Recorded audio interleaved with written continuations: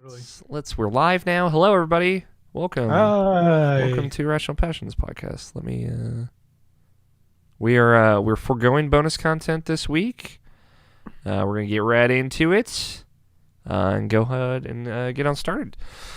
It is Saturday, April 4th, 2020, and you are listening to the Rational Passions podcast. I am Alex O'Neill, one of your podcasting adventurers in this adventuring party, and we've partied up and we're ready to go on this little podcast that we're about to embark on. So joining me, as always, Mr. Tony Horvath. You spicing? You spicing? You spice? You want spice? Little spice? The meat man never forgets. Never forgets. Also, Brian Nabishin Jackson. Boosted. Boosted. And joining us this week, Mr. Mike Burgess. I'm not boosted or spiced, but I am juiced. Do you have gamer fuel on you right now? No. Mountain Dew Game Fuel. Yeah. I did have I've been braving the pandemic quarantines to go to my nearby grocery store because they have blast and bottles there. So Hell yes. I've made a few stops there. Yeah, I you gotta stock up. I had two yesterday, and I was like, all right, All right, slow down. feeling it. But you know feeling what? Pandemic times. What are you gonna do? Yeah, exactly. Welcome to Irrational for anything. Passions podcast. It's a video game pod. We talk about video games on this show, live every Saturday around 7 o'clock Eastern Time, and up every Tuesday on your podcast service of choice in the morning times. Mike, you're here today. Yes, I am. Scott Guthier is not here today. He had to work the night shift this weekend, but he sends his love, I'm sure, and his turnips from Animal Crossing. But we've got you on. We can talk about some Animal Crossing. Obviously, we're in the welcome back to the QuarintineCast Part 3. Yeah. But we are just gonna talk about some video games we've been playing and have a chill time. So hopefully everyone listening is ready to strap in for some chill vibes. I want to start with a little bit of housekeeping though, because we had a lot of stuff go up on irrationalpassions.com this week, and just to sort through it a little bit from Monday to Friday, all the stuff that we had, and what you should check out. Starting at the top of the week, my piece, What to Expect from Persona 5 Royal, is up, and you can read it. It is no spoilers, but just like a quantitative, I think there's a lot of back of the box quotes you can put on Persona 5 Royal of like 2 additional confidants, new characters, new time, like new power, new persona. Like, what does that actually translate to for you? And like, is this a worthwhile endeavor for someone who's played Persona 5? I tried to kind of answer those questions with that piece, and people seem to appreciate it. So yeah, but the short gist of it is it's better, and you should play it. Also, up this week, the first episode of Raccoon City Radio Season 2. Andrew Taylor and I sat down. We talked about the demo of Resident Evil 3, which we talked about on this podcast as well. And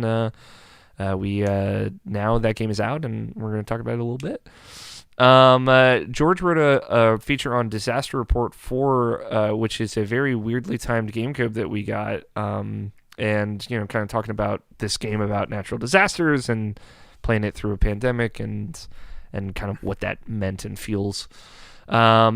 Jarrett wrote the third of 3 Doom takes, the final Doom take, battle mode. Apparently it's good. Who knew? Multiplayer in Doom. They made it good. Mike, you wrote a review for Grand Blue Fantasy Versus. Yeah, I did. It was that one was admittedly in the back burner for a hot minute because we came back from PAX East 20 years ago. Yeah, 20 years ago. 20 years ago, PAX East. Then I was fortunate enough to get a code for it like right around then, and then a global pandemic happened and kind of threw everything through my personal life and plenty of people's personal lives through the ringer. So that kind of took a back burner for a second. But yeah, I put it up. I'll talk about it very briefly here, just because I haven't played in a little bit. But yeah, it's really cool. Grand Blue Fantasy Versus. I played on PS4, and it's by Arc System Works, so of course it has their like very hyper amazing anime detailed style like from Fighters and Guilty Gear and stuff. But I think the thing that really stood out to me was as somebody who like I like fighting games, but I would consider myself a lapsed player in them. I played a lot of them when I was younger, like Marvel 2 and the Capcom versus kind of style games. I played them a lot younger. I was a lot younger, and I had arcades like near me that were still open. As I grew up, I kind of just shifted away from them, and like trying to jump back into a fighting game is always challenging. But with this one in particular, it is like probably in recent memory from playing, like it was super fun and like engaging to jump back into. Of like the systems are like super smart, of like they have like two ways of like a super simplistic way of pulling off special moves, and like the more standard way of doing quarter circles and button presses. And it's really like all done in a really smart way of like, you can use the single button presses in a direction way to pull off special moves, and that will go on like a small timer, and if you use them like more rapidly, that timer will kind of increase. But if you do the normal version of like a quarter circle, like Dragon Punch, it'll do like you can just kind of like belt them out like you could in a combo or something like that. Huh. So like it's a cool way of kind of like still giving players who are new a way to like just jump in and be like, all right, I can do like a light heavy into a special, and like with this super easy way to do it. But also like still rewarding players who are like really good at performing those moves and have played a bunch of fighting games, they can jump in and play it like they would any other fighting game, I guess is the way you put it. Yeah. But I really liked it as somebody who like does not have the time to commit to like getting back all that muscle memory, and I could just belt out those moves. And there's like a fun like fully like single player RPG mode in it too, where you're like collecting gear and like and it's like, Grand Blue Fantasy is like a super big popular Japanese mobile game, gacha game. So like it takes a lot of like liberties from that of like, hey, you're like randomly you're getting tickets and use those to like randomly draw weapons, and all the weapons have different affinities, and then you can equip them to your character, and like they'll have bonuses against certain elements. So like all that stuff is incorporated into that RPG mode. So it's pretty fun. Yeah, I just really liked it. Yeah, it's cool. You'd played it at PAX and left a really good impression, obviously, and we've been talking about it then. It was cool that you got to spend some time with it and still really dug it at the back end of it. Yes, absolutely. It's really cool. The last two bits of housekeeping I forgot to mention, because I forgot these both posted on Monday, but Quinn also wrote a very sweet piece about Animal Crossing and how it offered a temporary replacement for community work in a time where we can't do that. And then the last little bit is another Irrational Passions Presents. I know y'all are coming to this podcast because you love me and Nabashin. We got more conversations. Wow. Yeah, that's right, Tony. Get dunked. Well, we had a one-on-one where we talked more about next gen. Love talk about next gen. Nabashin knows this. That was a really fun conversation. A lot of good next gen. Like airing some grievances of like, this is how I feel, or like they did this, and like, come on, like what's going on, and kind of like getting those vibes out. It's funny too because we talked a little bit about at the very end of that, like, hey, are these consoles going to get delayed? Like, we really don't know. I feel like it could happen, right. And then like right after, they've now both come forward. Microsoft and Sony have both said like, hey, we don't necessarily anticipate the console being delayed in any way. So. Yeah, it's right. a lot of unknowns in that, but you get. I think it was good to have updated feelings now that the whole world has gone to shit, and we've seen specs, and the conversation has kind of changed on what's going on with next gen. Those are 8 things on irrationalpassions.com from this week. Whole lot that you can go check out. So you should go check it out because we're all inside doing the same thing, so hopefully we can alleviate some of that stress with the stuff that we're making. So that's it for housekeeping. Let's get into the video game talk. Nabashin, I'm gunning for you first, buddy. What you been playing? Nothing. Nothing you want to talk about, right? Not what we're talking about now. No thoughts or feeling? Like, I know, obviously, Persona 5, whatever. We talked about it. Who cares? Video games. But nothing you necessarily want to share about video games? No. No. Like, I beat Sonic Adventure, and that's about it. That's all I can really tell you. Is Sonic Adventure still, like, that game like the back of your hand in a weird way? Yeah, of course. Playing with mods was pretty cool. Mm-hmm. Looked a lot better. Looked a lot better in a way. It was like not really like, oh, I can't play this game any other kind of way type of thing. It's more of like, oh, it just makes it more tolerable as far as like a lot of stuff. So yeah. That's... How did Froggy look in HD? Is he looking good? Froggy looks about the same. It's interesting. The Froggy thing. That's fair. Yeah, the Froggy thing is really interesting because it's like one of those things you swear by because you haven't done it in a long time. It's like, I could do this Froggy thing, no problem. It's like it's no like you just get like a certain amount of rings. It's like maybe you like hold down when he bites it, or you hold a button when he presses it. It's something like that. There's some method to the madness, right? It's literally random. Like it really is. Yep. And it's like I could have sworn there was a method towards it. I could have sworn there was, but apparently there isn't. I'm like, man, that's crazy. So this is the first one that Big the Cat's in, right? One of the few he's in. One of the few he's in. Yeah. I think that's the only like quote unquote mainline one he's in, right? He's in Adventure 2, I think. Isn't he like a? Oh, he's in Sonic Heroes. Yeah, Heroes. Never forget. Come on. In Sonic Adventure 2, he's literally like a button. Like you press like Y and B at the same time, and he'll show up in cutscenes. Yep. Like Sonic is jumping out of a helicopter, and if you press Y and B at a certain point, he'll just like peek out the helicopter, like what? And that's it. That's all you see of him. That's like the best implementation of Big the Cat. Can we have a ranking of implementations of Big the Cat? Okay. Yep. How is he introduced into Sonic? Like, what is Big the Cat's whole deal? He just shows up, man. Like there's no introduction. Like it's like Tails is just like standing somewhere. He's like trying to grab the frog because like he has a Chaos Emerald in him, and then like Big just comes out of nowhere. He just like balls right in front of him, and says, "Oh God, I found you!" And then like the frog runs away, then he runs away, and that's all the interaction you get with him. Sonic sees him later on, like he sees like.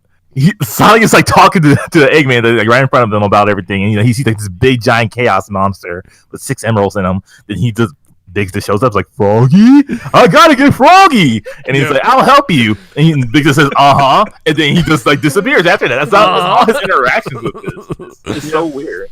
Yeah, he's absolutely bizarre, but absolutely beloved. Yeah, it's weird. Yeah, it's just like it's one of those things where he has so much fanfare, not necessarily earned in any way, shape, or form. It's not earned at all. Cool. You've been playing Persona 5. I mean, like, digging it. Thank you for texting me about it. You know what? I won't harp on you on the podcast for it because you texted me. I don't have anything to say about it. Yeah, like there won't be anything to say about it until like after I beat the game or after we have our one-on-one. Like honestly, I don't want to even talk about it. Yeah. Have you? I'm trying to think. Did you get Resident Evil 3 or anything? Or are you planning on jumping into that? I didn't get it. I'm probably gonna get it today actually because like I thought I was gonna get a $330 Final Fantasy 7 thing. Apparently, I'm not. I just found that out today. So I was like, oh, I guess I got a bunch of money now. So sure, I'll just get that and pre-order that game digitally now because I'm not getting that anymore. Apparently, yeah, that's probably the right call. It is. It literally is. I want the first class edition too. I want this dumb cloud statue on a motorcycle, but I also pre-ordered that digitally this week. I vacillated between like the digital deluxe one. But I just got the regular one because I'm lame. So you guys, to throw it out there, if I'm sure you guys are way bigger, way more on the hype train than I am for Final Fantasy VII remake. I'm gonna get it. You're on the cynic train, Mike. You've put yourself on the cynic train. Right. You put yourself there. All right. So you fucking listen. Look, what are you saying? No, I'm here. I'm hearing you out. What you got? It's gonna be a good game. I don't have any qualms about that, but I was just gonna warn you about the trailer. That game, no, not even no. Like this game's out. Like I've been real careful.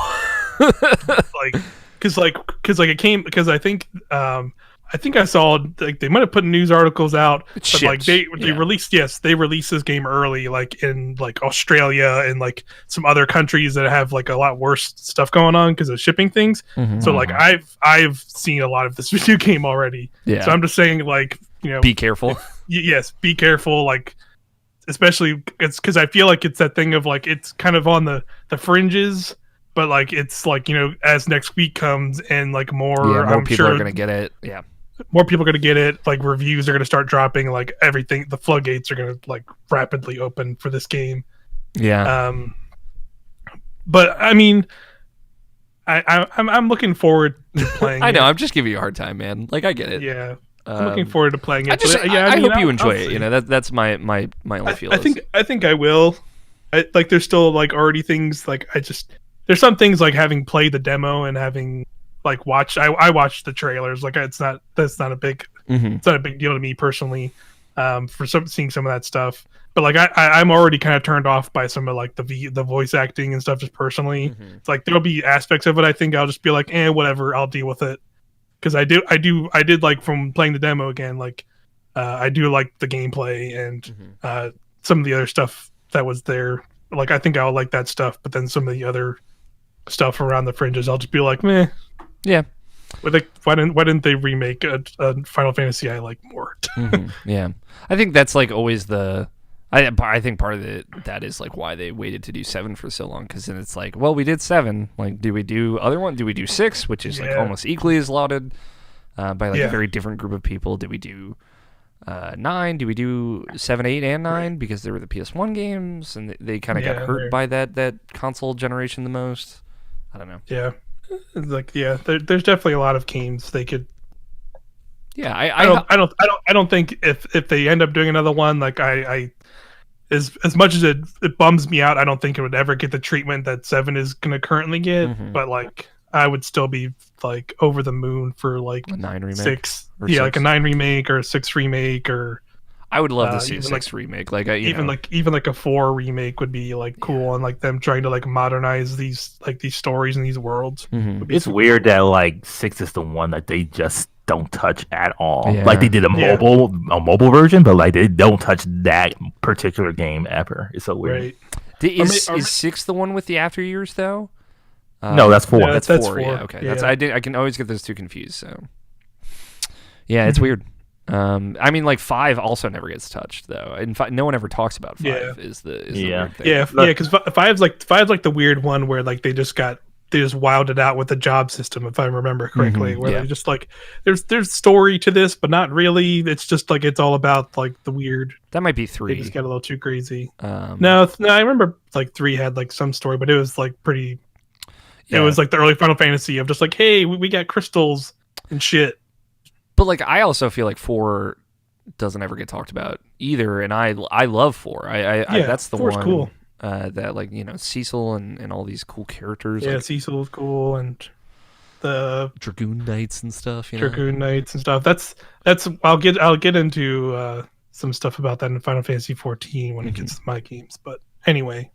Yeah, but tangent. RE3 on the way. Final Fantasy 7 purchased digitally. Yeah.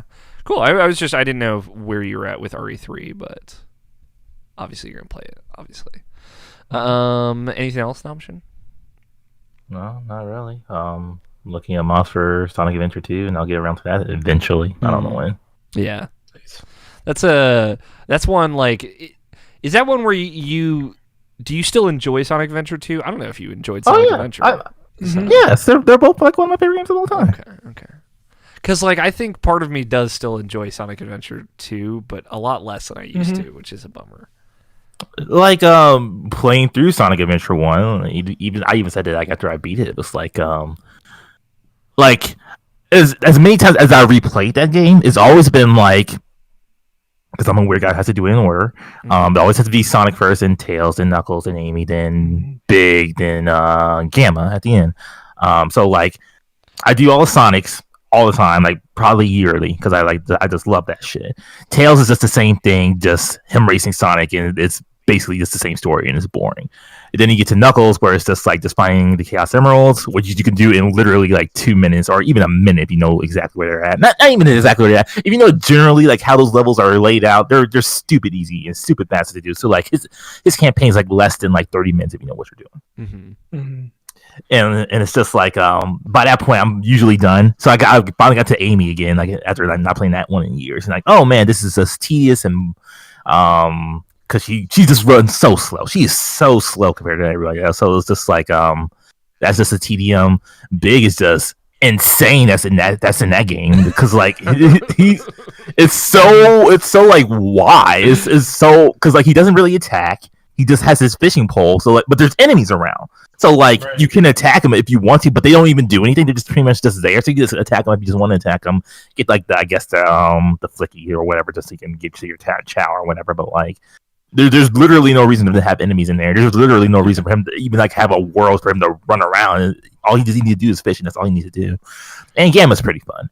And obviously Supersonic at the end, but like yeah, that was the first time I saw Supersonic in years. So like it's one of those things where it's like, oh, this game isn't as good as I remember it being, but like I still really enjoy going through the beats of it, that type of thing.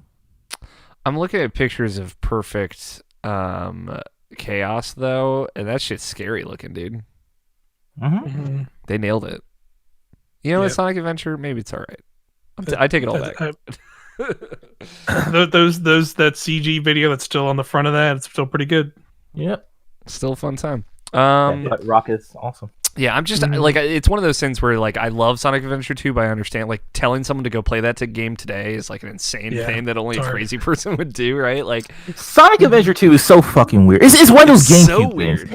No, not it's not what like listen to me. I'm with you. I'm an older man than you, and like it's one of those weird fucking things with GameCube games, and those people who like grew up with GameCube and like they have these affinity for like Mario Sunshine and Sonic Adventure 2. It's like why are you liking that game? Oh, I like the Chalice Garden shit, but I don't like the rest of the game. Like, fuck you. Like, you're not playing this game for the right reasons. Like, it's these GameCube people. It's you and it's Katie and it's Joe, her boyfriend, and this is all this stuff, man. But there are things that I remember loving about Sonic Adventure 2. Oh, Double Dash is the best fucking Mario Kart game. Right? Yeah, it is, but like still, like. But I moved on from that. I let that go.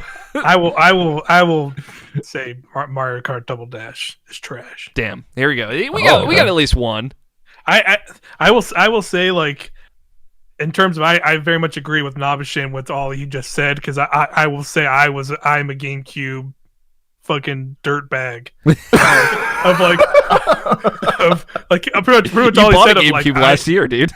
Yes, I have a GameCube right across from me of like Those except for the few takes of like I don't really like Double Dash that much. I definitely agree that's overhyped. But like you said, like I did like Sonic Adventure 2 when it came out, and Mario Sunshine's like whatever. I've grown past that one too. We've all figured it out. But like I 100% agree with all he's saying of like I liked Sonic Adventure 2 a lot. But I think my thing with Sonic was my story with Sonic was I liked Sonic growing up actually quite a bit because weird, like my weird, not really that weird trajectory game, just like it was more of just my parents not knowing how video games worked or anything, and like trying to buy it for a 9-year-old who could barely, or like even younger than that, could barely explain. So I ended up with Sega Genesis and like Sonic and a bunch of Sonic games and Vector Man, and then like I remember seeing Sonic R at the store and like being obsessed with it and like not knowing what a Sega Saturn was, so they ended up buying me a PS1. Because there was a disc and they thought like disc, that's the console that does the discs, all right, so they bought me a PS1 and then Sonic R didn't work on the PS1. That's so like a Saturn game. So like that was like I had like that weird break with Sonic because I had a PS1 and then I had an N64 for a while, and then I finally got back to Sonic on GameCube because that's where they put out Sonic Adventure and Sonic Adventure 2 on there. And I remember being like a cool teen and like getting Sonic Adventure 2 and seeing Sonic fucking like do like 60 flips out of a helicopter, out of like the helicopter to start, and just this like that freaking ridiculous guitar starts. Yeah, it comes like, in. Hell yeah, Sonic. So like we've never talked about this, Nabishin, but it's worth noting. Mm-hmm. My brother Brady, he is the one that loves Sonic, right? Of me and my brothers, He's the Sonic head, right? And he's played all of those, and he likes them, I would say, generally more than me or Derek. But, they're around, and I play them as well. But I would say I have either the weirdest GameCube hangups or the least weird GameCube hangups. I'm not sure, because Sonic Adventure is weird, but there are other parts of that game that I love. The first mission of that game, just like everyone else. I distinctly remember playing through a desert pyramid with Tails, and I hate it. It's bad. But the thing that I liked about Sonic more as a kid, because I didn't understand the Chao Garden, so pre-Chao Garden, was I liked the Metroidvania aspects of it, where you get the light shoes, and then you can go to secret areas and some of the levels and stuff like that. That stuff, and I still think that stuff is actually pretty cool. It's just why would you ever want to fucking replay any of these levels? But I don't like Resident Evil 4 as much as everyone else. My GameCube hang-up is Thousand Year Door, which I guess, like I said, it's either weirder and more specific than most folks, or it's not as weird. I don't know. Yeah. But I'm over Sunshine. I'm over Billy Hatcher. Everyone. Yeah. I would say stands. I'm indifferent about those ones too. But I would say I would also agree that Thousand Year Doors, I still feel like that one, everyone's thirsty and hungry. It could be coming, dude. All the rumors getting hotter, man. Right? If all of Mario is being remade on the Switch. I was going to say, I don't know if did you talk about that last week? We did. That happened this week, so. Right. I was going to say, we could talk about that later. I got some thoughts. Okay. I'd be very excited for that. Yeah. By the way, you didn't make a doc, so I can't make titles. Oh, yeah. Let me, I made a doc. Let me send it to you. Right. Put in the, but yeah, but it's weird that these GameCubes, these GameCube hangups, like you were pretty much saying, it's there's almost something for everybody, totally. Which is weird because I know Tony has Wind Waker, and you have Thousand Year Door. Mike, you have who? What would you say? I would probably go with Metroid Prime. Because considering all the other games, I also really like that you just said. But it's you're right though, pretty much. Yeah, Tony, what you have Oh, I was gonna say the very first game I ever bought for myself, Tales of Symphonia. Yeah, that's another great one. Totally. Yep. This is the whole first game I ever bought. It came on 2 discs. I felt oh shit, those 2 GameCube discs, Tony, were the most hype shit. Pretty much. What did I get myself into? I must be buying something good. What am I gonna get to disc 2? Yeah. Oh, I know what I did wrong when I made the original doc. Animal Crossing. Hello. Because I have to give everyone access to the Google Doc right now. I didn't put it in the right folder. My bad.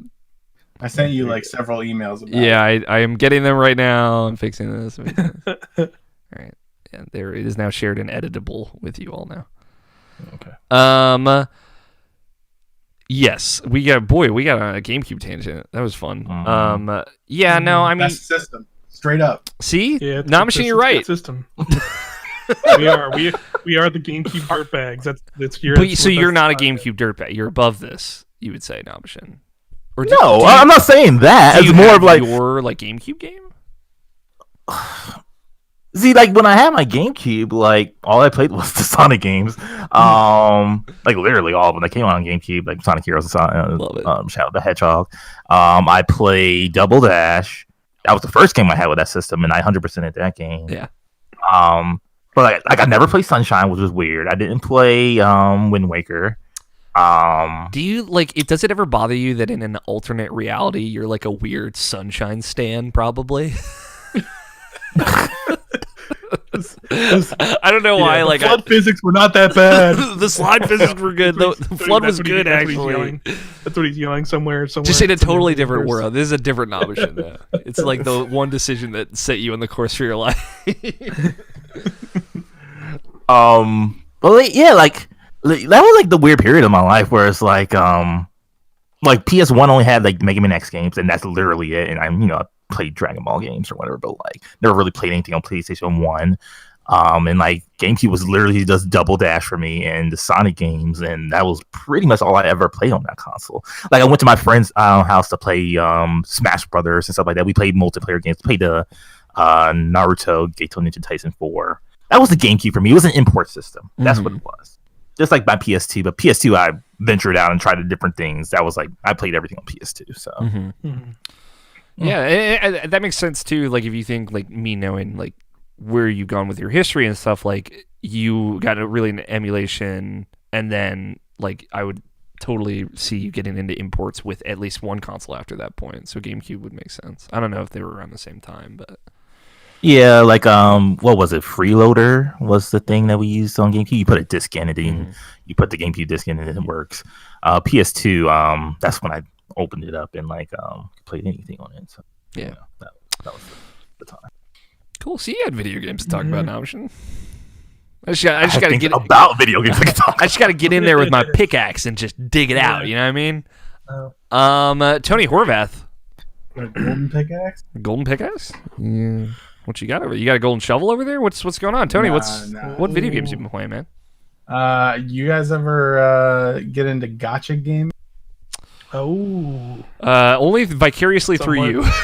Yeah, because we're doing that still. Yeah. It's a good time. Grand Cross, I assume we're still talking about. Yeah. 7 Deadly Sins Grand Cross. Still playing it.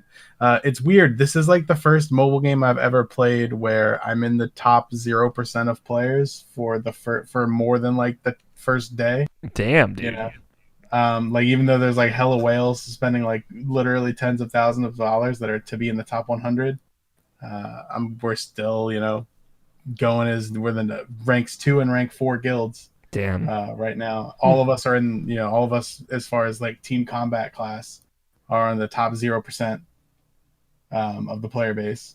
And in PvP, I'm in the highest tier in both geared and ungeared PvP. I hit the highest tier in geared PvP today, this morning. Damn, dude. So I'm a challenger. You're doing some real grinding right now. I'd like to let you know.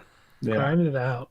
It is a fucking grind. For sure. Like the thing is, Tony, and I want everyone who's listening this to know, like when people talk about like, oh yeah, I slayed away in the grind mines, you know, grinding out those currency. Listen, none of you fuckers know grinding like Tony Horvath is grinding. Like none of you plebeians. Grinding is what I do. This man is like he grinds in his sleep, literally. So I've only met one man in my life who grinds harder than who knows the hard. And he's the dude who literally will take like money making strategies in World of Warcraft and make a video that he did this strat for 24 hours straight, and this is how much money he made. Or he did this strat for 24 hours a day for 7 days, and this is how much money he made. That man knows the grind. Yeah, you know the grind, Tony. I would say I'm a step down from him, but that man's the king. Well, Grind Prince, the Prince of Grinding, our new anime that we're starting. Any new exciting things with the Seven Deadly Sins? Any new content? Yeah, I mean, a banner came out this week that has the strongest character in the game on it. So everybody was like spent all of the gems that they had been saving since the game came out, because this is the banner that everyone was saving for since the game came out. If you knew that, so I got him. He's quite fucking good. Okay. Yeah, good unit. I would have quit the game for 2 weeks if I didn't get him, because he's a coin shop unit, right? So you can guaranteed buy him from the coin shop 2 weeks after his gacha, or a full week after his gacha banner, and it's a 2 week banner. Mm-hmm. So I would have just quit until it came to coin shop, because there's no point playing on the highest level without that character. He's on every fucking. That's how clutch he is. It's like triple tier, like tier 0. You need to have that guy pretty much. So yeah. Other than that, it's just been more of the same. It's a hella fucking grind, but we out here doing it. Hell yeah, dude. Yeah. What else have you been playing? I logged into Animal Crossing twice a day all week. Because I bought turnips, and then the price went down the first day, then it went down again, and then it went down again, and then it kept going down every single time. And Scott was telling me, oh, hey, don't worry, it's going to spike super hard at the end of the week, because it's trending downward, which is true. Most of the time that happens. But it consistently went down about 4 or 5 bells twice a day to end at 46 bells per turnip right now. So I have like several thousand turnips chilling. You just gotta get on Reddit, man. The thing that you turned me on to. I did go to reddit.com/r/AC turnips to try and get into one of the like jackpot towns. And I commented on one as it came up and was put in the queue, but the guy got tired of doing it before he got all the way through his queue. Yeah. So this is now we're in Animal Crossing town. I did this. I went and sold my turnips this week. And it was a really weird. It's so every time I like find myself in like an internet subculture, I'm like always so fascinated about like whatever. Yeah, it's like holy shit, people are doing like there's a whole world down here, and so there was down here in the muck. There was like anyone who's gone to the Reddit page for Animal Crossing turnips, just like set the show newest post.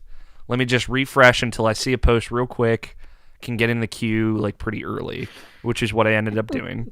So there's this website that they've made like a little queuing function thing. So you say, I'm joining the queue, you put your name in, and it puts you in the queue, and then it shows you who's on the island right now, and it'll show you how many, like where your spot is in line, and then when your name shows up on the queue, it'll say, hey, you're up. Here's the dodo code so you can come to my island. And it has like the fruit of the island and the name of the island. Like this, I don't know the website. Maybe I should look it up, but it's like animalcrossingq.com or something. It's like somebody made like a little tool for this. So it was cool to see that somebody had like gone through all of that extra work to do that. And like just again, it was like being queued up for like ticket purchases online, I would say is like the closest comparison. Yeah. Sounds like some real like actual stock market type business going on. I've got like it says like keep this web page open on your phone or else you will be removed from queue. So I kept it up, was playing like Persona, and then once I came up, I switched over to Animal Crossing, went to the island, and I sold my like 900 turnips for 494 bells a pop, baby. Hell yeah! Nice. Made a quick 300,000.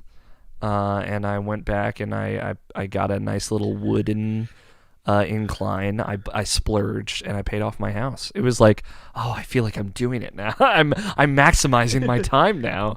You made some big profits. But that's good to me because it means in theory tomorrow your turnips will be really cheap to buy, right? So I have no idea. Yeah. I thought it reset every week, but I guess maybe not. Yeah, it might reset. I don't know. I don't know if it carries over. So.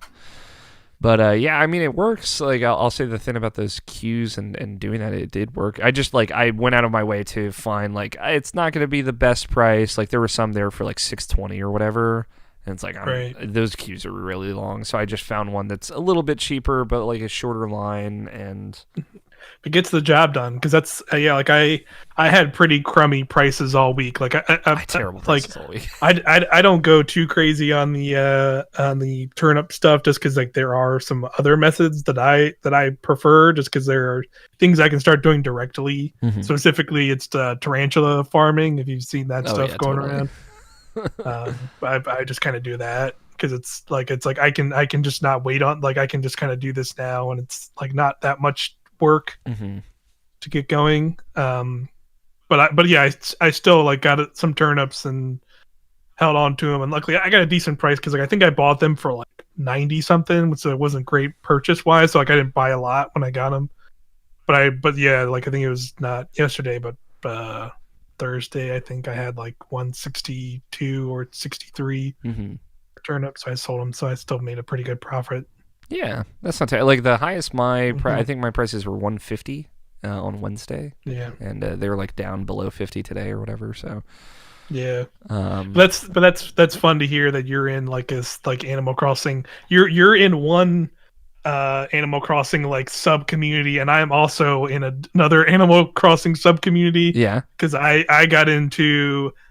This week, Mabel's shop opened up in my town. It just opened today for me. I'm very excited. Dude, I love Mabel's shop because like the coolest thing they did in this was they made the custom design stuff like things like products you can put up in your shop. Yes, and like you say there's two separate codes of like there's a creator code and like a specific item code. Now like when there's like a kiosk you can go up to in the shop.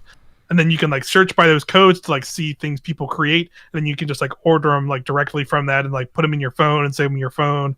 So you just have all kinds of stuff. So I went to reddit.com/ACQR and just like went through there and just started like getting codes from all kinds of people that are making like, I have like a dumb Jotaro fucking costume. If you go Eric Sapp, friend of the site, me and him have just like most of this week have just been harassing each other with like dumb stuff. I've been seeing the tweets. It's very good. Yes. So like yesterday I finally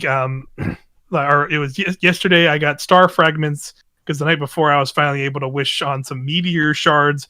And if people aren't familiar with this, you can when you have like when it's late at night and you have you can talk to your villagers in town and they'll tell you like that night of like, hey, you're gonna have like a meteor shower, and if you wish on the stars as they come across the sky, the following morning you'll have these little star fragments that appear all over that like wash up on your beach.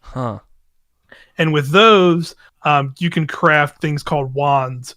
And with wands, they're basically like another tool you can equip. You can set it to your favorites, and you can preset full-on outfits to that wand and like swap to them at any time. Yeah. So your character will pull it out. You press the A button, and it'll bring up a little dial wheel, and then all the preset like outfits you have can be saved there. My question with this, because I've seen this, but I don't have this yet. I have the recipe for a wand because I met Celeste in another person's town. Yeah, she's the one. Yeah, if she shows up in your town, you can get.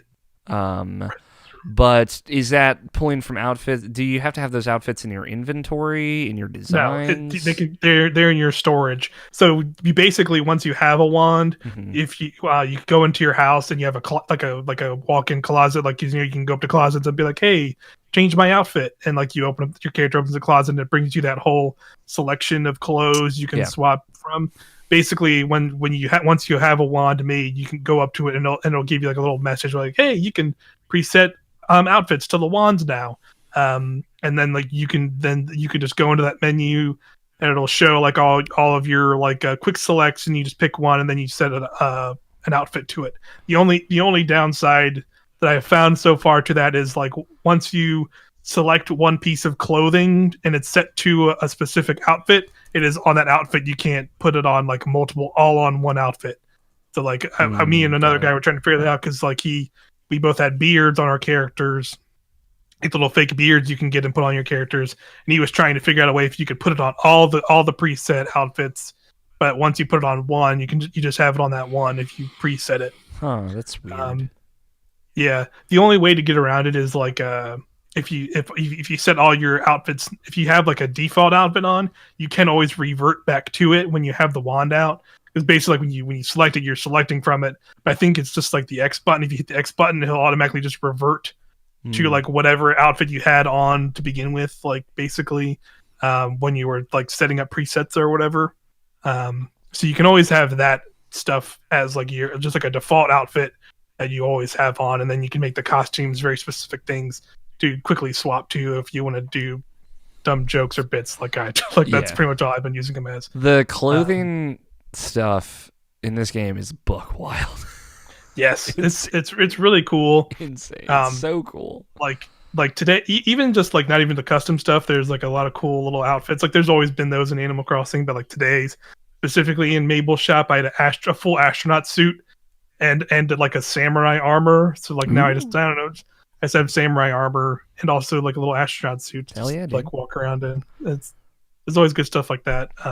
But yeah, they like some of the other stuff, that was like a big thing they definitely expanded on in this game. It's very cool of like having that full on wardrobe. You like the one corner where you go into the the little like dressing room, and you have like a giant selection of clothes that aren't even out on the floor that you can just pick from, and it's all kinds of extra stuff to buy. It's very cool. It's so weird because thinking about it this week, playing Animal Crossing again, and like I made some progress. I don't know. Did you have any big new openings in your town, Tony? Of like new buildings? No. Yeah. No, it's pretty samey. I've kind of stagnated on the like make your island really attractive quest because I'm doing other shit other than just putting random shit around my town. Yeah. The main thing that I found to like move that along is you just have to have a bunch of villagers move in. Yeah, I have all 10. Nice. Okay, gotcha. I'm still trying to get people to come to my campsite. They don't want to. That's Amiibo, dude.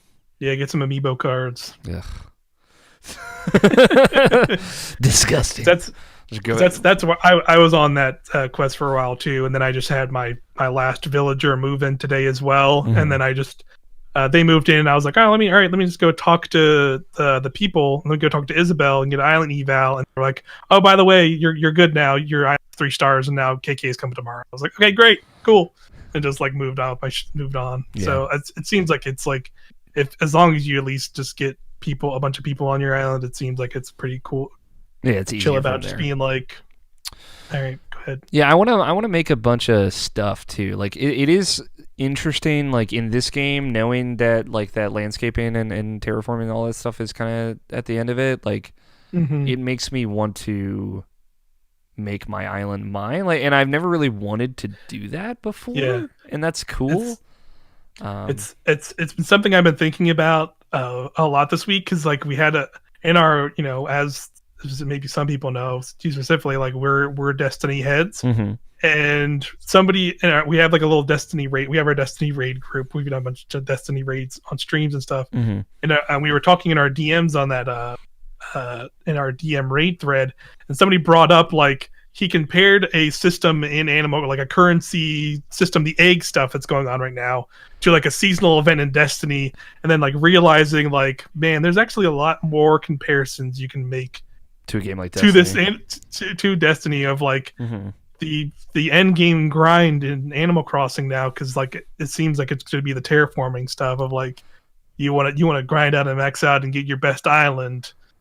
You got to terraform and do all this stuff, which like I was like fascinated by, like of like, wow, like maybe it wasn't intentional, or maybe like the designers of this were maybe looking at stuff that was like should like Animal Crossing is always going to be this ongoing thing, but like we should maybe like make it more structured and have this kind of actual quote unquote end game for it, so to speak. Like there's like those ideas are like there's a lot of philosophy in this game, right? There's a lot more thought put into like what they want the person to be doing for hours and hours and hours, and it that starts with crafting, but it goes a lot further than that. But like me, sitting there thinking, like my thought on the game, and as someone who's like, I've loved Animal Crossing, obviously in the past I've talked about like the GameCube was where it was at with me personally, and no game since has really grabbed me. The vibes of like getting up in the morning, and like part of that is like my lifestyle right now, like because I'm not working, I've just been getting up early and kind of been up and about in the morning, and I like have more of a routine of like, I'm gonna make myself a nice pot of coffee, like I'm just gonna be nice to myself, right? I'm gonna do nice things for myself. That coupled with like the feeling I get when I'm like doing stuff in Animal Crossing, like I'm like, today is just a new adventure, and like this is like my tree house almost, and it's me hanging out with like all the friends coming over to the tree house and us like playing pretend almost. Like it has like this kind of childlike glee and joy to it that is in wonder, that is like hard to encapsulate it, but like I get that feeling when I play. Like when I run off to the upper left corner of my island, I feel like I'm like running off into the woods as a kid. Like it is such a weird specific feeling, and I love it. Like I don't know if this was like, and it's probably different for different folks, right? Like I see a lot of folks are like, well, this is like me going out on a walk when I can't go out for walks and stuff like that. Like it's a lot of things to a lot of people, certainly, but like seeing what it's kind of become to me and how like special that is really nice. And it's just this is like a really special game. Like I really feel like people are going to look back on the launch of this in this time and be like, that was like really once in a lifetime that we got to see that. Yeah, this as a whole, it's like shared experience that like would not have weirdly existed if this horrible thing wasn't happening. In some ways. I totally agree. Of like, I've always seen and been like wowed by people, like even like in previous Animal Crossing games. Like I play, like the first one I played a lot was New Leaf, but like seeing people like build out their islands and do all these like fanciful, like very like built out things, and like making, using the QR stuff to make pathways and stuff in New Leaf, and like obviously now that's like a full part of the game.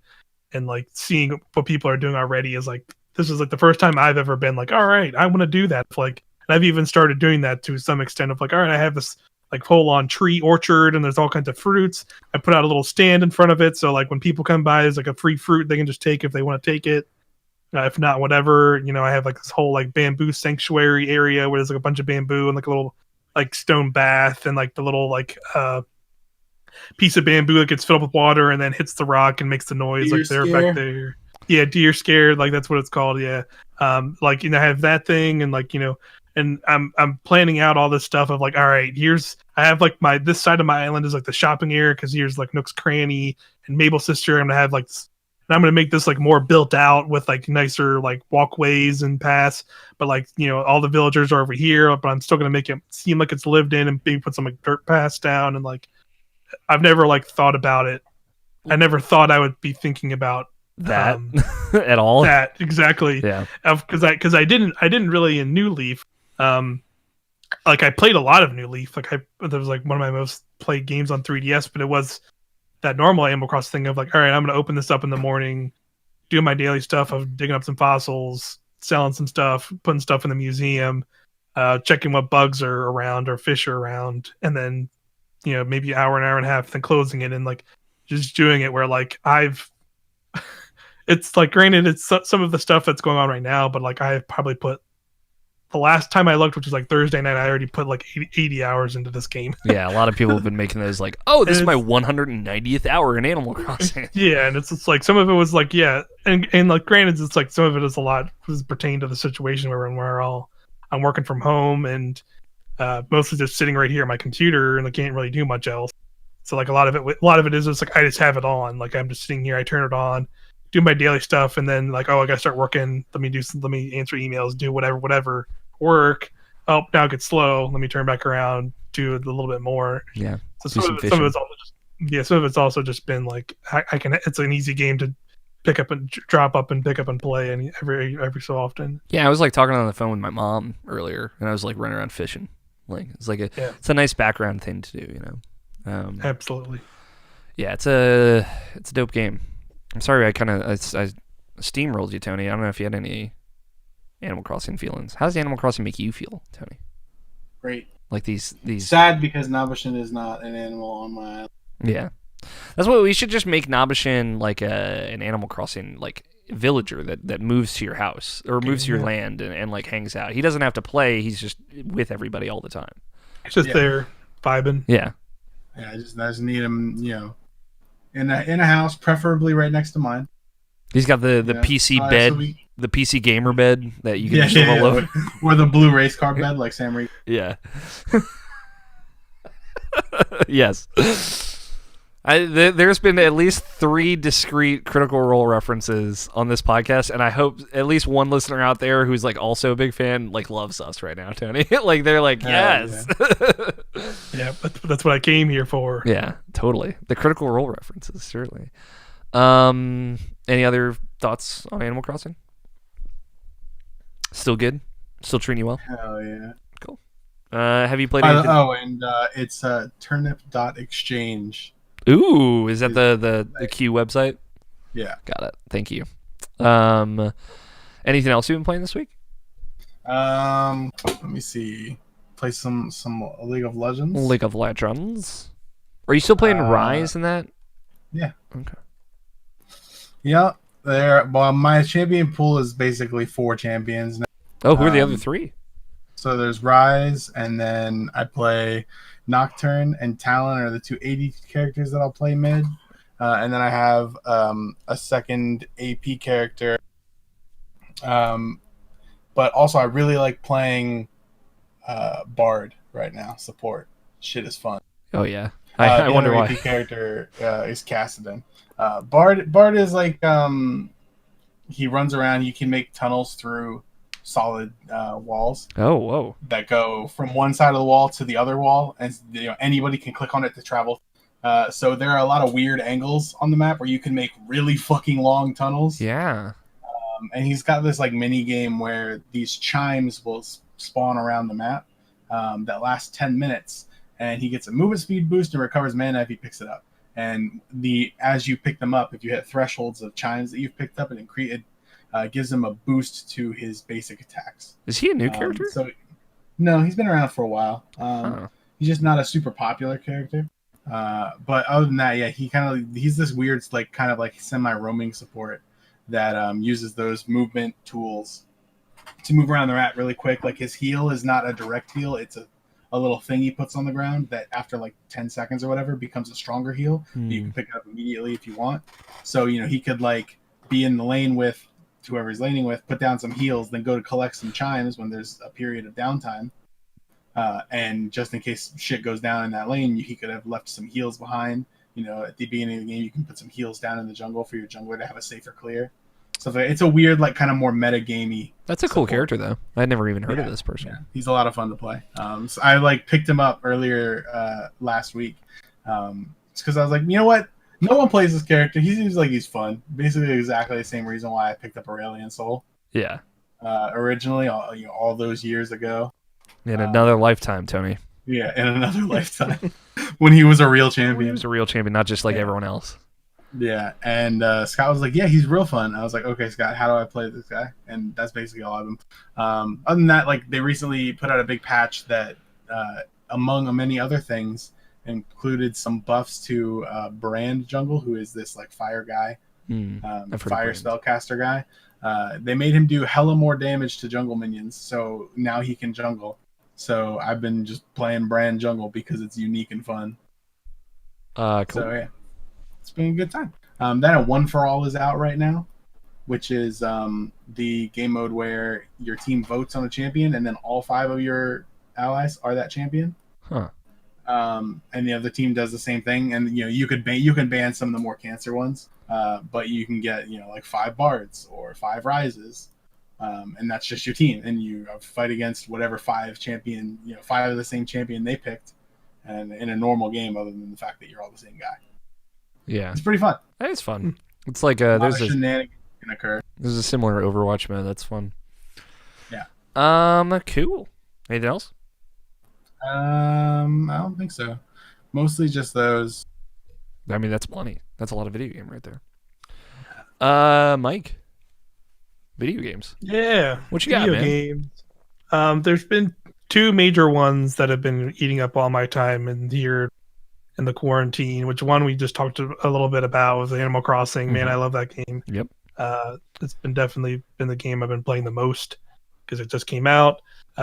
Here's my hot take. The bunny guy is not that bad. That event's not that bad. It's fine. It's fine. You can it's not that hard to ignore a lot of the egg stuff. And as a crazy person who hoards a lot of like the materials and stuff anyway, I'm fine with it because I can just throw it all in storage.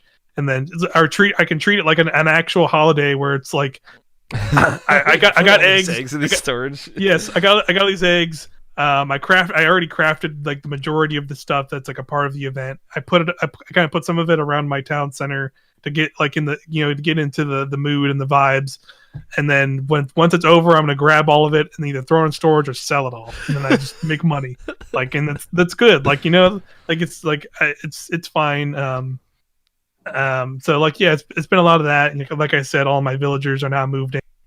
KK Slider is coming tomorrow, so it's very exciting. It's an exciting time. Oh, I didn't say the name of my place. It's called Binch Isle. Binch Isle. Binch Isle. You can come and if you want to get a hat themed from my island, it's on my Twitter feed. We're all benches here. Exactly. You can be a part of the bench Bench brigade. Squad. Bench brigade Or bench bunch. Either way. Yep. It's great. Yeah, no, it's been fun seeing, especially you get into, because obviously you've been anticipating for so long. It was like you and Tony are like my Animal Crossing guys, and it's like I just want to see you guys play it.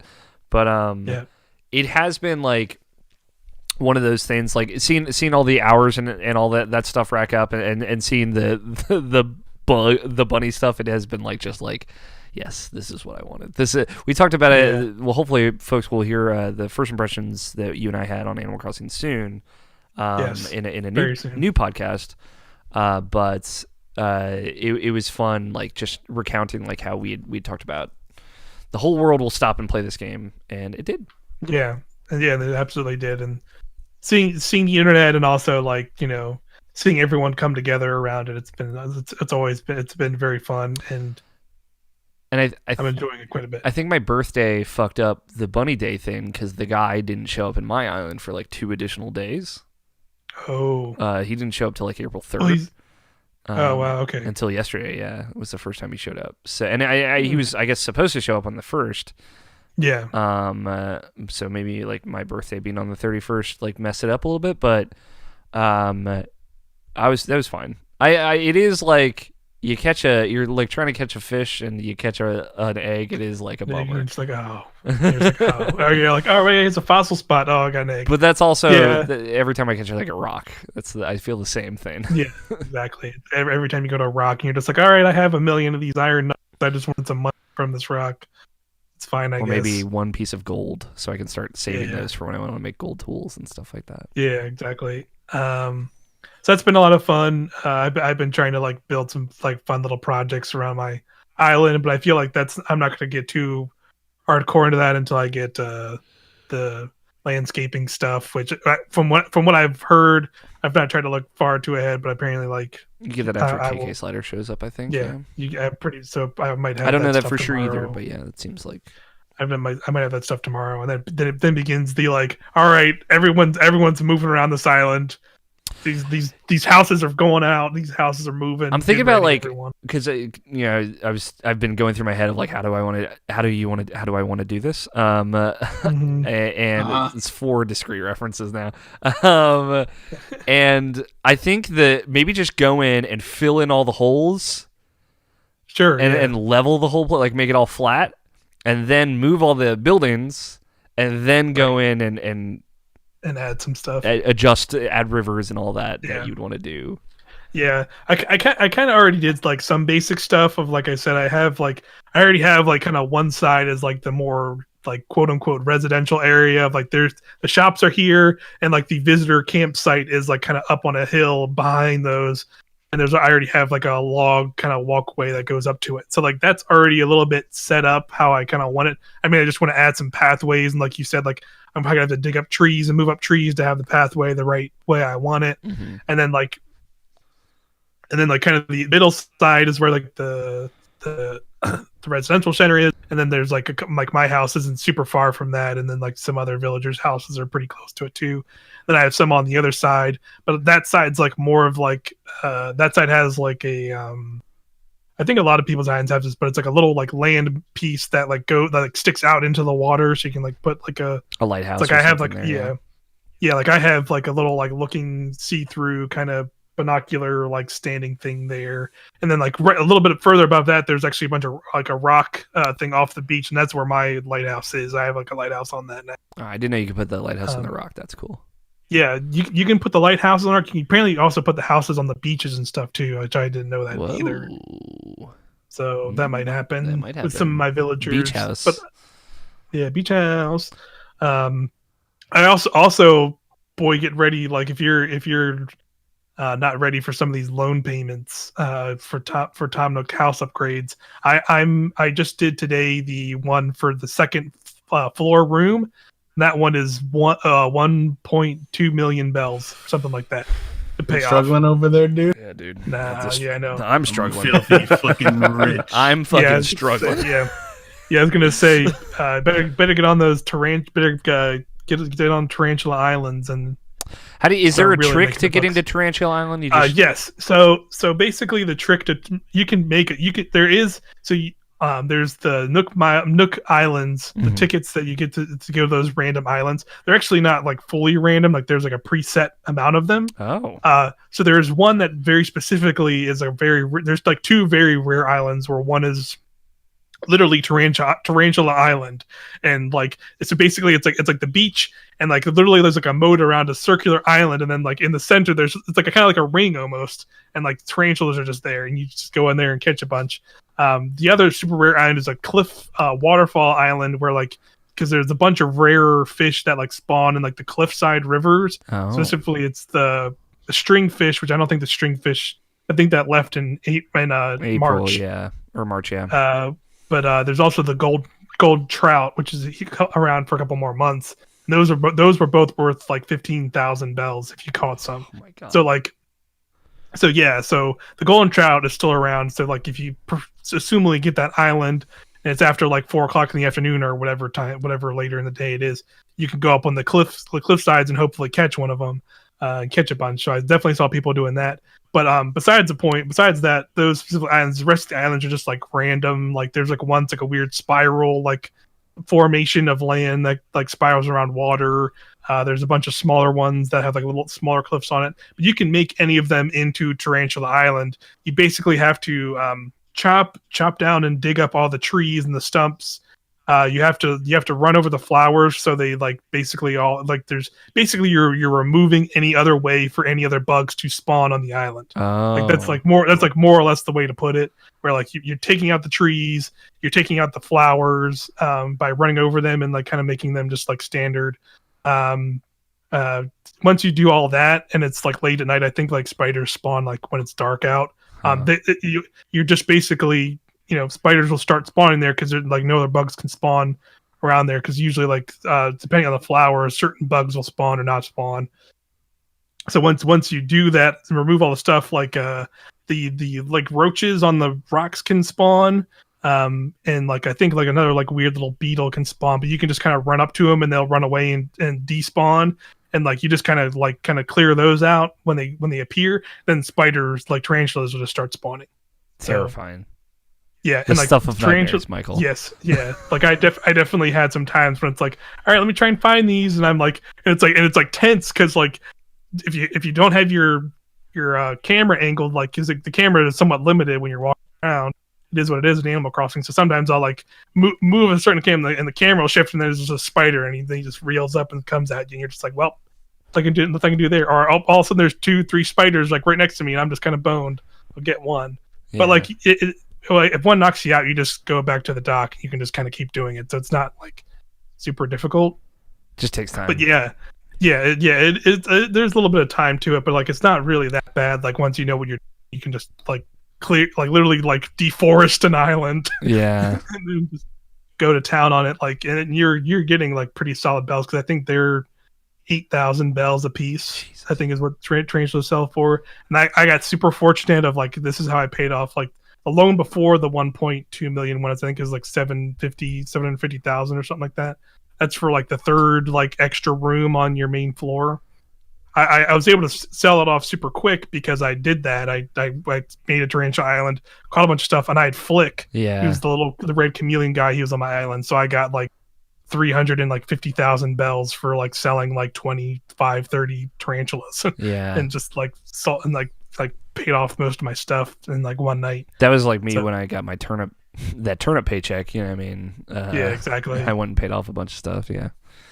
So cool. So, yeah, Tarantula Island's big. And like the thing is like it seems like it's somewhat of like a manipulation of the game, but I like it because it's like you're doing it in the game, not necessarily like changing your clock to like time travel or whatever.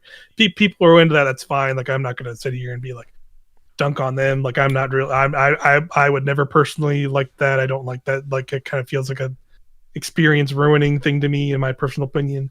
But I like this thing because I did a similar thing in New Leaf, and like that's the thing. As the seasons change, like there will be a different method that appears because there will come a time where tarantulas don't spawn at a certain time. But now, like maybe there's beetles that only spawn on certain trees. That then you have to go around and cut down all these trees to make only the certain beetles spawn. Or scorpions. Scorpions are coming, man, in the summer. Yeah, scorpions are coming, man. So are beetles. Beetles are another big. Yeah, heading into summer. Yeah, that was the big thing I remember in that little Captain's Island, and you could catch sharks and beetles late at night on the trees. Yes, that's what I did in New Leaf as well. Yep. So that's that. I'm sure that'll be in this game too at some point, where that's the big thing of like, oh, I gotta cut down all these trees and leave all the trees on the beach so I can get some beetles. Yeah, and sell them for a bunch. It's cool. You're right though. Like there will be more exploits and new exploits, and things will change. So. And it's always fun. But yeah, I'm really enjoying this game, and I'm really excited to see. We talked about it a little bit in that soon to be coming podcast, but I'm really excited to see them already starting to like belt out updates and things for this game. and kind of propping it up as like this. I feel like last year and somewhat with Smash, where it's like, all right, there's always Smash stuff coming. You get hyped, and of course there's still more Smash stuff coming. I feel like now this game is now that it's out and it's like a new hot release, of course, but like I feel like now they're kind of pressing this to be like, all right, look at this. Here's this event and this event, and I feel like as soon as those events wrap up, there'll be something else that's coming very soon. And yeah, they know what they're doing. That's exciting to see them like go hard on like, yeah, let's just keep rolling out stuff and make this a thing that like people can return to, and like there's always something cool and interesting going on there. Yeah. What else have you been playing? The other game I've been playing, which this is actually like much longer since I think it's been a while since I've been on. You talked about this last time you were on. Yeah, I forgot. It's Final Fantasy 14. I started this back in. This has been like an endeavor that's continued. It's like I started this in like late January, early February, I think, and played through all of Realm Reborn. At this point now, I played through all of Realm Reborn.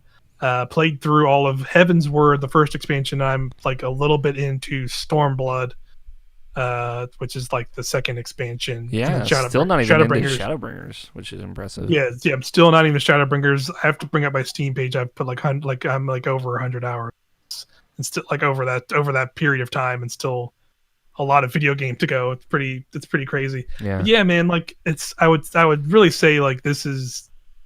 I would say it's like my first true MMO kind of experience, because like I didn't really get into WoW, and like I don't really count like stuff like Destiny or Phantasy Star. It's not traditional. Yeah, they're not traditional. And even when I was younger, like I played like weird stuff like Ragnarok Online and fucking Maple Story and stuff, and I wouldn't really. They're similar in concepts, but I don't know if I would consider them full on MMOs, so to speak. They were kind of like their own weird little things in some ways. Mm-hmm. But yeah, like I would consider like Final Fantasy 14 and like World of Warcraft are like the big MMOs, right? So 14, I would really consider that my first kind of big experience. One I've been really enjoying it, and it's just like a super chill game to just like you can just kind of do whatever in. Like there's not like I like even like when I'm now doing more like dungeons and like raid style stuff, like it seems like everyone's just kind of like whatever, like having a good time, not having a good time, and not like oh god, your DPS isn't that great, but or you're not this healer, you're sucking, you're lacking the like. There's not like a lot of people kind of like dunking on people. And granted, I would say like also because I would say like it's not that difficult of a game. Mm-hmm. Because I guess like in general, but I mean, I've not really played a lot of WoW, so it's hard to say direct comparisons by any means. But I just get that vibe of like the whole game is just super chill in terms of like what you're doing. And I've been playing a black mage the whole time. That's what I've been playing. It's been a lot of fun and I like their play style so far of like. You basically start with the basics, like the super basics of like fire, blizzard, and thunder. And like when you cast fire or blizzard, you're basically like gaining these fire or ice charges, and then they'll like kind of like circle your character. And like as you level up, you get more of those charges, and like the charges will have different effects as you level up. So basically, fire is like your most damaging basic spell, but it costs a lot more mana. And as you get those charges, it actually increases the mana cost of like all of your moves and abilities, because it's a more damaging thing. Where on the other side, the ice stuff is it costs less mana when you use it, and as you get more charges, it lowers the costs of all of your other moves, and to the point where like now where I'm at, I'm like in like the very low 70s. Like all my ice spells, once I get to the max of these 3 charges, my like doing ice spells, I can literally do it for 0 mana. They're free. I can just belt them out. And it'll more quickly recharge my mana that way. So like it's a thing of like swapping between like, all right, I'm doing fire spells and I'm gaining these charges, but it's costing me more mana, but I'm doing way more damage. I'm able to belt these fire spells out, more powerful fire spells out. But now I'm out of mana. Then I got to swap to the ice and then build it back up. And And so like it's kind of that back and forth. System, yeah, it's a cool system of like that back and forth. But then they layer on like extra stuff of like, all right, thunder is like in a single hit, it's very weak, but it's a damage over time move. So you basically hit someone with a thunder, it'll do very low damage, but it'll do it over time, so it'll do a lot more damage. But a later ability you get is like a passive ability, which there's also this equivalent on fire as well. Is lets you basically, if you have a certain percentage chance on a shot of thunder, that'll let you shoot out another version of thunder that is for free, no mana cost, that literally does the entire amount of the damage over time effect when one big hit. So it's like, so some of it is just like sometimes you want to throw out those thunders because like I usually keep the one that's like more of like an AoE thunder. So it hits a bunch of enemies, so that increases that chance to get that more powerful version. So I can then get that powerful version to just drop it on a big group of enemies. And like there's a similar thing with that with fire, where like if you do a certain fire spells, it has a chance of letting you do, instead of just regular fire, to fire level 3 with no mana cost, and do like a one really big powerful hit on an enemy. That's cool. It's like the Lancer is so different too, so it's cool to hear like the different systems. They're very different. Yeah, Lancer typically is like you have different types of attacks, and they'll cause different statuses to some extent. Right. Like, but keep in mind I was only level 20, so I didn't get to see as much of it. But it was cool because it's like if you do this attack, then this attack, this third attack will do this much more damage and cause this status effect. Yeah. But if you do this attack, then this attack, it'll cause a different status effect and do less damage, but queue you up for a now different third attack, right? Like it's all about kind of creating these streams of combos that will do what you want to the opponent you're attacking. If it's the biggest guy, you probably want to slow him down. If it's the deadliest guy, you probably want to stop him. You know, things like that. Like it's cool to hear like that the systems for a mage caster is very different, but has the same level of like you need to pay attention to this. Exactly. Yeah, they're like I would even say like they're like they've, as I've been getting into it, because like the expansions and stuff, it seems like they're layering on some of that combo, or at least the ideology of that combo stuff into some of the mage stuff. Because that's another thing I have is where doing the lower level fire spells and getting those charges. Once I have a max set of charges, I have an ability that if I pop it, it then gives me access to fire level 4 and ice level 4, and I can only do it for like that duration of time. But but that's also added to that buildup of like, all right, I want to get to these 3 fire charges, so I can pop this ability, and then I can fire 4, and then I can just do like rapidly belt out these super powerful fire level 4 spells. In this limited time, and it's like some of it's like that of like, all right, I gotta build this up, then I gotta find the right moment to like unleash it in this like raid or against this boss or this powerful enemy. So it's been a lot of fun, especially today. I was playing earlier today, and of course it's, you know, this is like probably this game is hella fan service in a lot of really good ways, because like basically all of the major raids or dungeons are against like the big popular summons and stuff. Yeah, like that's pretty much all of Realm. That's like the main initial campaign of Realm Reborn is literally like that's like the main thrust of that thing is taking on the primals, which are the equivalent of all the Final Fantasy summons. So like Shiva, Ifrit, Titan, Ramu, like they're all there, and you got to fight him in some capacity.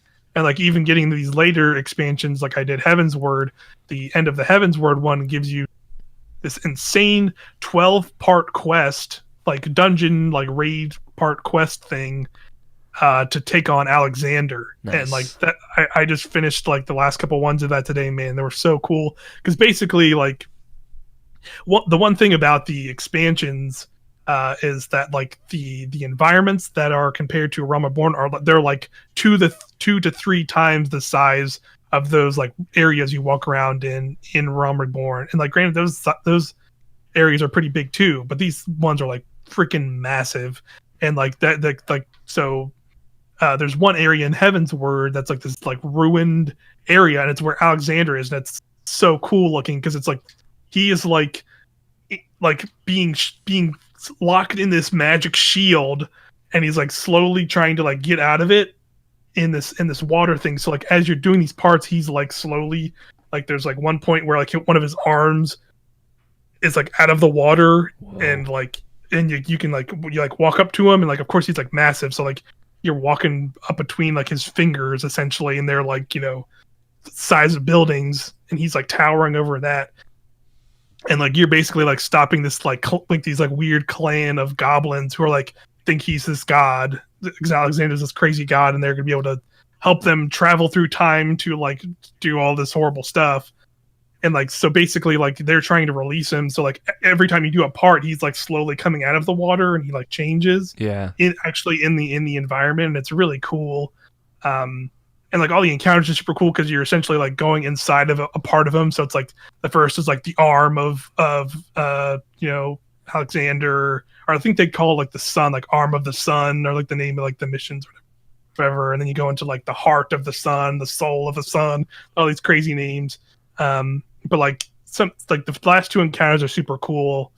I'll spoil them a little bit, but they're like, they're hundreds of hours into this game if you ever end up playing it. So whatever. But the second to last one is like you literally fight, like it looks like a freaking mech from Zone of the Enders. It's fucking wild. You're like fighting it inside this like big core and this like big, Final Fantasy looking ass crystals in the background while you're fighting it, and it's like zooming around and like transforming into this like crazy airship boat, and it's like flying around while you're fighting it. And then the final fight against Alexander Prime is like this like they have this like really funny thing because like it's like super meta because you're basically fighting like a smaller version of Alexander inside the giant massive Alexander you're in. So like you're like fighting this like so you're like fighting like a tiny version of that, and even there just like there's like a primal inside this primal. What is happening? But the cool thing is about it though is like even though you're fighting that tiny one, the giant one just like shows up in the middle of the fucking battle, and just like because you're on this big like platform kind of like in the sky, kind of make like you're more or less like in this like crazy like realm like quote unquote you're inside of them, but it's this weird realm because there's like floating gears and bullshit everywhere, and like in the middle of the battle you'll just be like fighting it, and then it'll just kind of like lurch down, and all of a sudden you just see like a big arm just come from the sides of the arena, and then the actual Alexander with his big 3 red eyes comes up from behind. Whoa. And like one of the healer characters in the room that like triggers them to like go in the middle to like make a big force field. You all have to run into the force field to like survive this big crazy attack that it does, and like it's super cool visually, and like it was like a lot of fun. I'm looking at pictures while you're talking about it, just so I have a point of reference. It is really cool. That was a super cool like final encounter because, like I said, it was like there are like these 12. It was like 12 parts you had to go through of like, and each of them are their own like the little boss battle that you have to do, or like raid essentially. And like that was kind of the last one in the series, and it was super cool. And I got like a little like, because you have like little minions that walk around you. So now I have like a little minion version of Alexander that like around behind me. It looks ridiculous. But yeah, that was like super cool seeing that stuff, and like it's like things like this massive thing that's like not even a part of like the main quest. I'm like I like that was like a part of Heaven's Word at the end, like the kind of post game content. Yeah. For Heaven's Word. And so like it wasn't even a part of like the whole main quest of Heaven's Word, which was really cool because like you said, it like that was the thing that got me into like now I want to play Lancer and Dragoon because that whole arc was about Lancers and Dragoons and like fighting dragons and like all kinds of stuff. And I was like, man, now I want to play that class because that was a cool whole thing. And there was some cool stuff in there with them. Yeah, it was cool. Like the Lancer stuff that I saw, I got like I think the level 25, so not very far, but like knowing that it was kind of building up to Dragoon and then something after that as well. So it's cool. Yeah. Yeah, it's been cool seeing you get into it. Obviously, like I got into it around the same time, so giving me hope to go back and play more of it at some point. So yeah, it's definitely helped that I've been with again Eric Sapp, a friend of the site. He those guys are way crazier than I am because like I think they had like an old WoW guild and like were hardcore that's there. How it starts, man. Yeah, they were like pretty hardcore there. Then I guess they just kind of like WoW's been up and down. I guess from what I've heard, kind of just from side hand or whatever. Yeah. And they jumped all to 14, and like they're way more into it than I am. Of like they have like their like weekly nights where they like get on and do like the current big end game stuff that's like in Shadowbringers, there's like a lot of it's like sometimes I'll get on and they're already in the chats like talking about whatever, and I'm just kind of like, I'm just over here hanging out doing this stuff over here because I'm still getting through all the main stuff. Yeah, cool. But even so, it's been a lot of fun, even just like playing alone and seeing a lot of like the cool stuff and seeing like the expansion stuff has been really neat because like I said, like they're like these crazy huge environments. That's when you get like start getting more mounts that like all those areas have mounts that let you fly, so you can like fly around them and stuff. Yeah, I saw pictures specifically of people like flying next to Alexander. I was like, this seems really cool. Yeah, it's really cool. Cool. Yeah, I'm excited to play more at some point. Yeah, it's worth it. Is that all you've been playing, man? Yeah, in these quarantine times, I've just kind of been nice thick games. Sticking to those. Yeah, nice thick games that I can just kind of Animal Crossing is something I can just kind of play in the background while I'm working, or Final Fantasy is like something I can play with like a podcast or like videos on stuff. I like that kind of stuff. Yeah. I was thinking about maybe getting into some backlog-y, quote unquote backlog-y type stuff, but I haven't really. Yeah, I thought about that too, but then I owe like, Nobishin like 2 playthroughs of games, so I have to do that first. Yeah, so. yeah, like my job unfortunately is not like lenient enough, even when I'm at home, to like kind of drop it and do other stuff. Yeah, just be like I can. Animal Crossing is super easy because I can just jump back to and from, but like some other games that would be more demanding, it would be a lot harder. Yeah. I played some games. Nothing too long to talk about. Animal Crossing, obviously, we talked to death about, but I got my feelings out about that. Feel very good about it. It's cool. It's cool to get into this series that I haven't gotten into for like 20 years, or like 10, 15 years. So RE3 came out yesterday, Resident Evil 3. So I started playing this, and it's weird, Obviously, there's a lot of baggage with this one. Some of the conversations we had on it, like talking about this versus 2, and like, am I gonna like this? And like me not loving how Mr. X makes that game not the same to play versus when he's there versus when he's not. Like, am I gonna love this? So I've played through 2 hours of Resident Evil 3, and again, I've never played Resident Evil 3 original, so I've no idea what's different here. I imagine nothing in what I've played seems reminiscent of what I've seen of Resident Evil 3 at all. But I really don't know. Ran through some Raccoon City streets. Man, this game looks so good. I don't know what they did between Resident Evil 2 and Resident Evil 3, and I switched from PS4 or Xbox One to PS4. I'm playing it on now.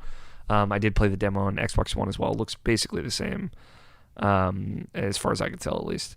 But yeah, it looks just the lighting in particular is off the goddamn chain in this game. Like when you look through an alleyway and you see those neon lights kind of reflecting off of water and zombies and how it kind of like creates this very atmospheric city vibe, is really cool. It is noticed. It's different than 2, and it stands out, and it's a success, I think.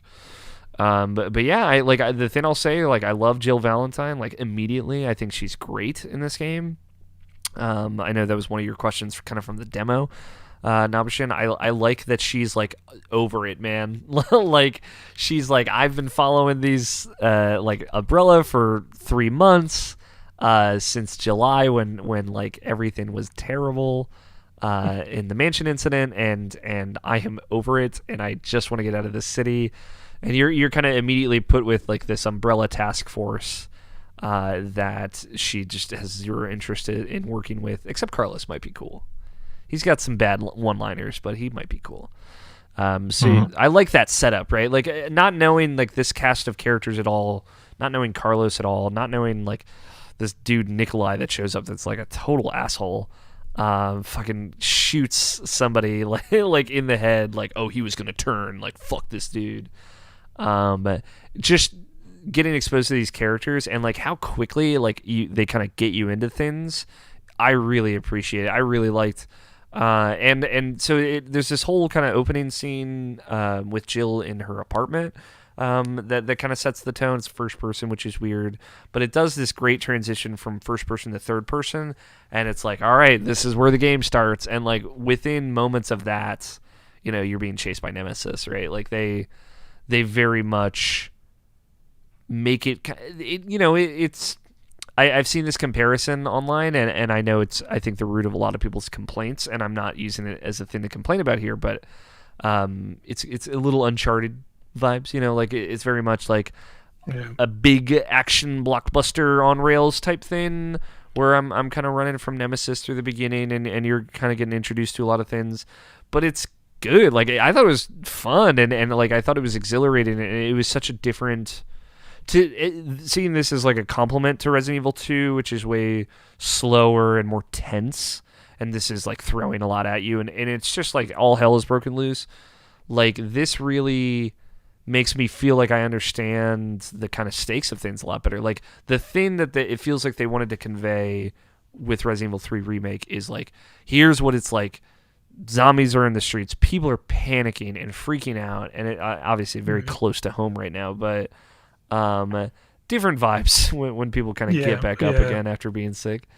But it's cool. Like the panic in the streets, walking out in the streets and having like people running away from you, running into survivors that are kind of holding themselves up, and having those kind of like side conversations is really cool. I think it works for this game in a really big way. And I know that this game apparently like notoriously starts strong and doesn't necessarily keep that pace all the way through. But I just really loved the first 2 hours that I played. I thought, like, going through the streets, it was pretty linear, but you get that, oh, I got this item, I have to go back and do this, or like, should I go back and do this now, or should I do this later? How much backtracking do I want to do right now?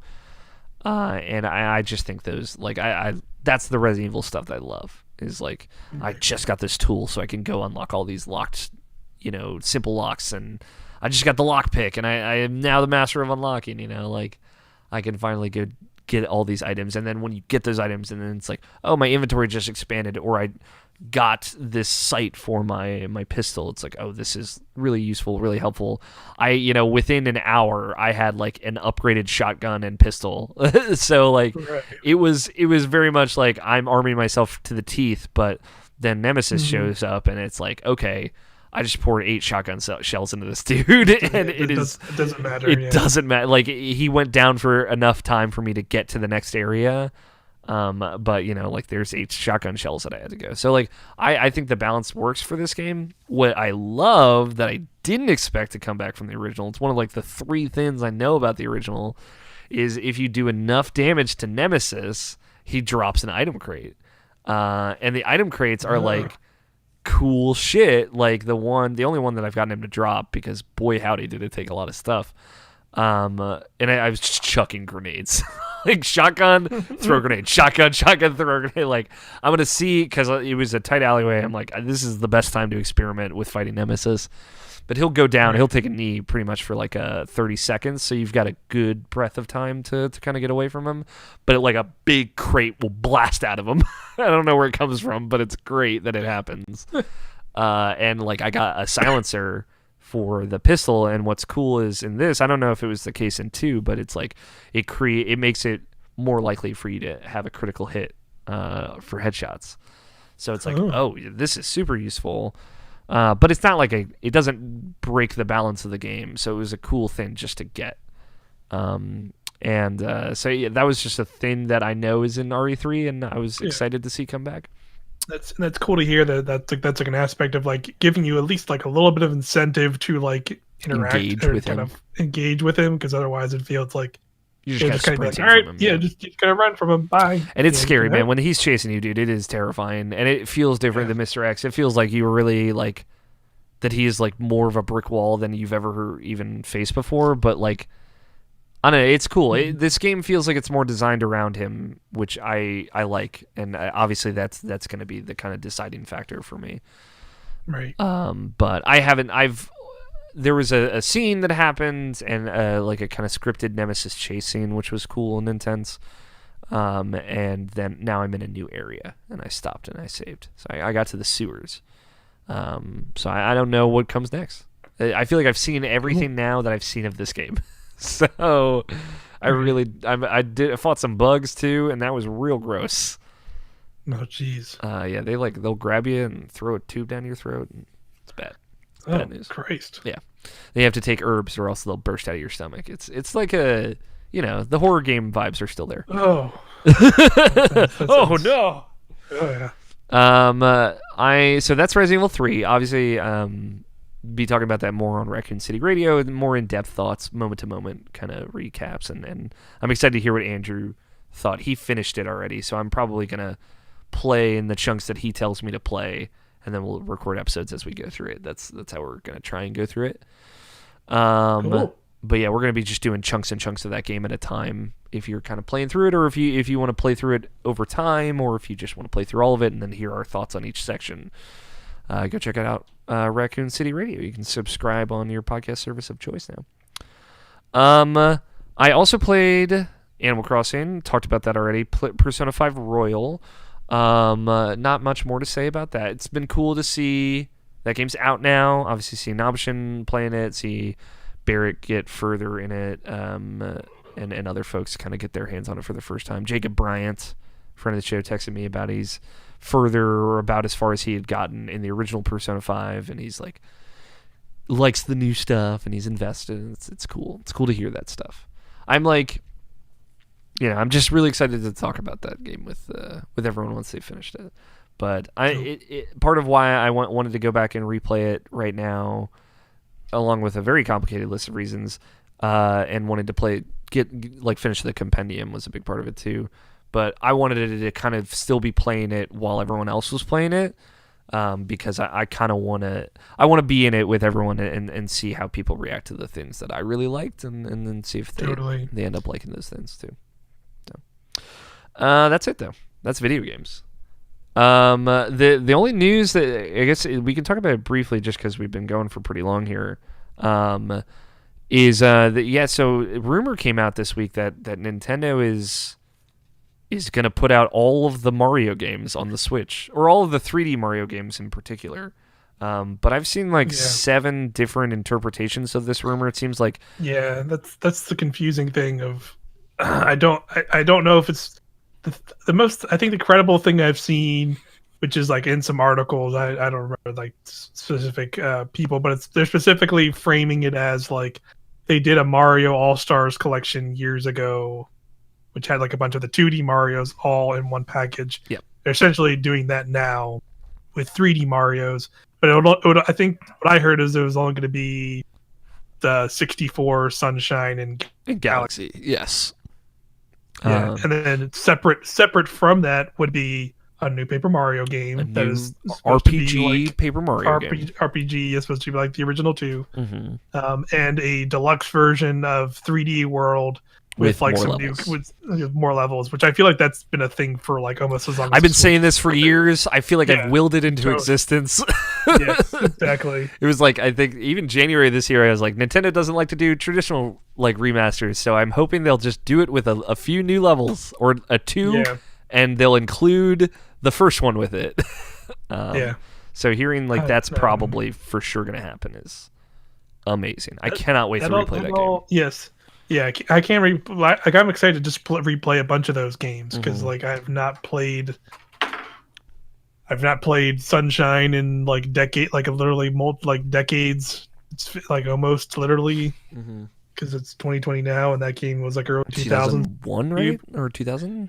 Yeah. So nearly a decade since I played that, and it's been even longer than that for 64, because I played that back on a 64.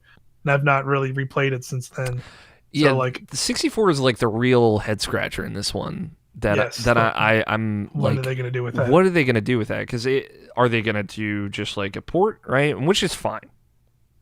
But what do the camera controls look like on that port? I feel like this is what I think is going to happen. Because, and granted, I didn't play it, but did they make a lot of changes in the DS Mario 64 remake? Yes, a lot of changes. Because I know obviously there's you can play as multiple characters, and you could also but it did have more direct camera control stuff, or wasn't that with a stylus or something in that, or whatever? There were camera controls on the bottom screen, I think. Right, but they still weren't great. Yeah, because I think that's the number one thing with it, right? Of the camera Camera's a mess. control in that game was literally you have to like press a button to like shift it or move it around.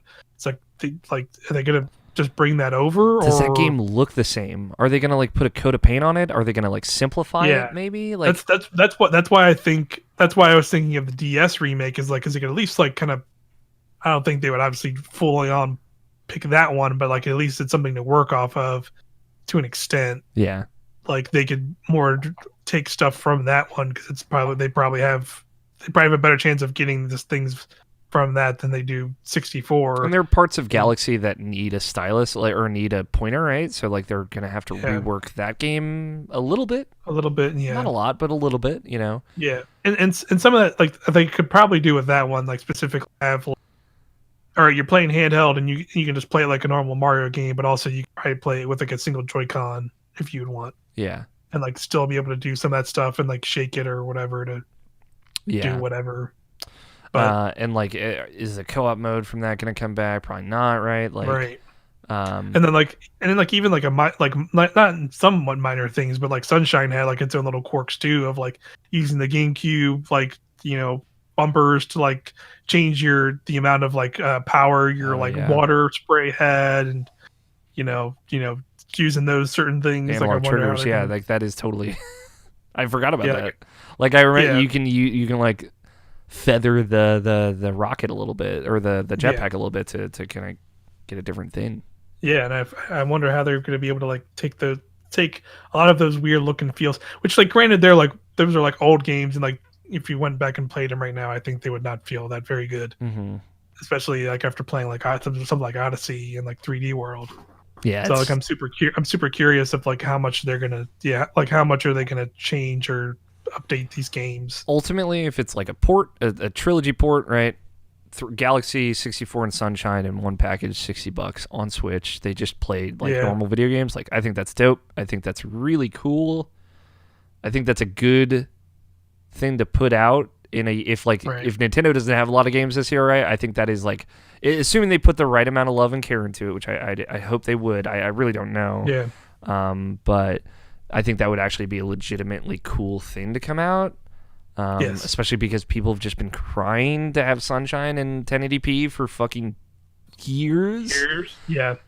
And especially like, you know, we were talked about Animal Crossing, but like the water in Animal Crossing New Horizons is incredible, and like it's so subtle in a way of like how like you can literally look at the water that washes up on the beach and see it like change and like decolorize on certain times of day and certain lighting and stuff. It's especially when the sun is setting too. Ugh. Yeah, and it turns like kind of like green, but like also in other times of day it'll be like a brighter blue and stuff. It's like really cool, and like I really like that touch that they had. Like if they can find some way to incorporate that into Sunshine, that'd be insane.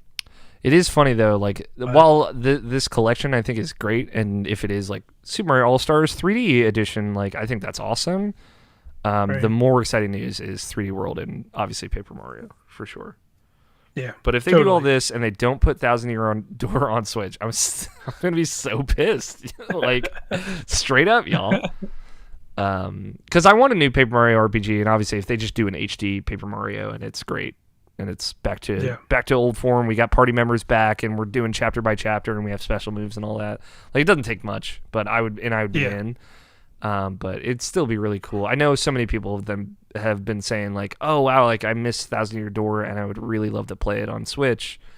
And I think it would be successful on Switch. So it's just a pain to get, even as somebody who like said earlier, I own a GameCube. And there's been times it's like, man, I should go buy that game. Then I go look online and it's like over $100. Okay, I can lend you my actual GameCube copy if you like. So maybe I have it in case and everything. So I'm very lucky that I didn't like that was when I was younger and I didn't sell it. So maybe it's worth we'll it. See. In quarantine days. So in quarantine, if you need a good quarantine game, let me know, man. I'll brave the quarantine. The lockdown we're in for some Paper Mario. For Paper Mario 1000 Year Door. It sounds like this Nintendo stuff might get announced soon. It being out in the wild like this, so who knows? Yeah, I'm curious now that if E3 is not granted they said the Smash stuff is coming in June, so maybe that'll just be the digital event that they do. They will have like a more direct style thing. And who knows? I not to bring up another quick news thing, but I saw this. I saw this yesterday. It was shared to me that like IGN is like going to do their own E3 thing, basically. Yep. Like they're gonna have a whole digital event. That was kind of like, oh wow, weird. I would bet that other like games media places will as well. Maybe try and do something new. I'm there will likely be a kind of funny games showcase. Right. Things like that. So, that's it. That's the podcast. I was gonna say I was gonna be on Kind of Funny Games Daily on Monday, which is a bummer. I could say that now. I feel like I can say that, and it's not a huge deal. It's not like a secret. Wait, what? Twist. Did I tell you this, Nabishin? Yes, of course. Did. I was. You gave me a real fear, dude. You know I'm bad at this. I'm bad at being a friend. But maybe I'll be on it remote. We're working on it. We'll see. That's like literally what you should do, honestly. Yeah, the email's been sent. It will more than likely happen, but I just wanted to say anybody that I had told that to and that was very excited for me. I'm sorry to let you down, but thank you for being excited for me. Just be sure to quite a unique situation. I guess not wear a wife beater. Yeah, I'm gonna not wear a tank. I will be in a full suit sitting on this couch. I don't know what, man. That word is old. A wife beater, yeah. No, Quinn still says wife beater, and I think I've fully transitioned my vocabulary to tank top. And it's weird. It's a weird. Why is that a thing? It's not like. It's also not a faux pas to say wife beater.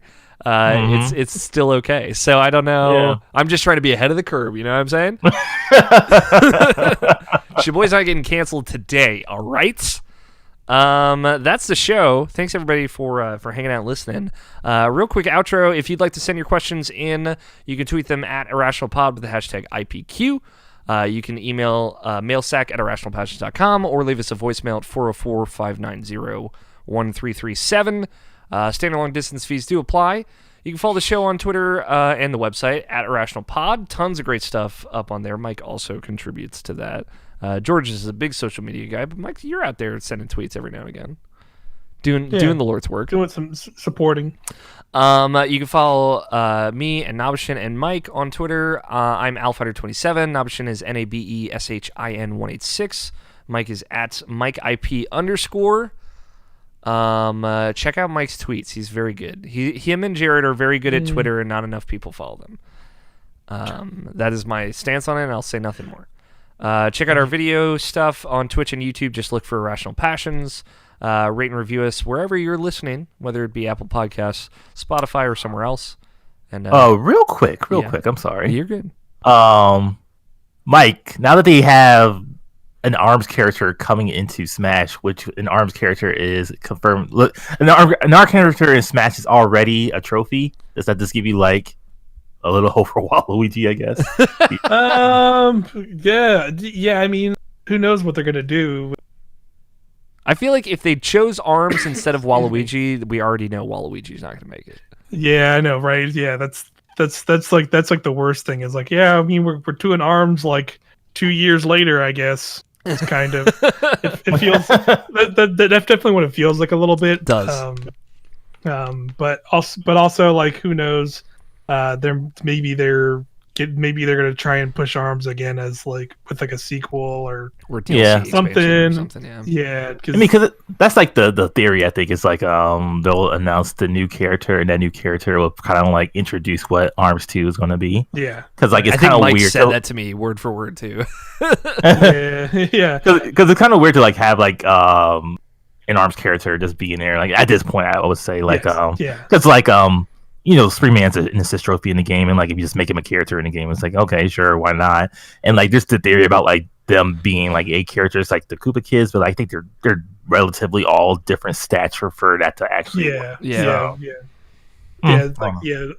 the ARMS characters have like their own little weird quirks for sure. So it's like, I'm definitely curious. There's definitely like they did the thing where they made a whole bunch of speculation out of like nothing to an extent of like them being like, I don't know, it's an ARMS character, and they literally showed the character select screen. They showed the entire character select screen. You're just like, okay. Like Twintel, like, obviously, it's the only one anyone ever cares about. Everyone's throwing out Twintel because she's kind of, I think, like she's like the crowd favorite. The crowd favorite to an extent, but also like the pickle, another one is the pickle dude.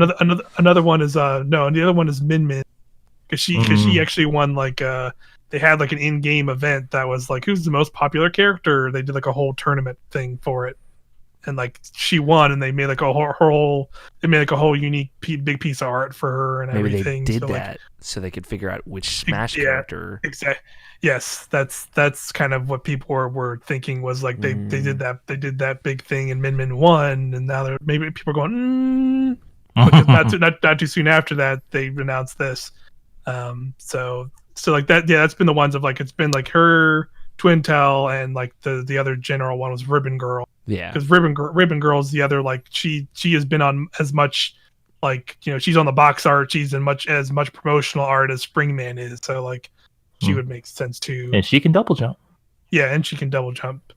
So respect the canon. I get it. Yeah. So like but I'm with you. Like it would, like if it is one of those three characters, like I'm fine, whatever. But it's weird to do it like 2 years later after this video game, or I think it's been like almost 3 years. Yeah, my theory was came out 2017. I'm pretty sure, right? Yeah, it was the launch year. 2018. No, ARMS.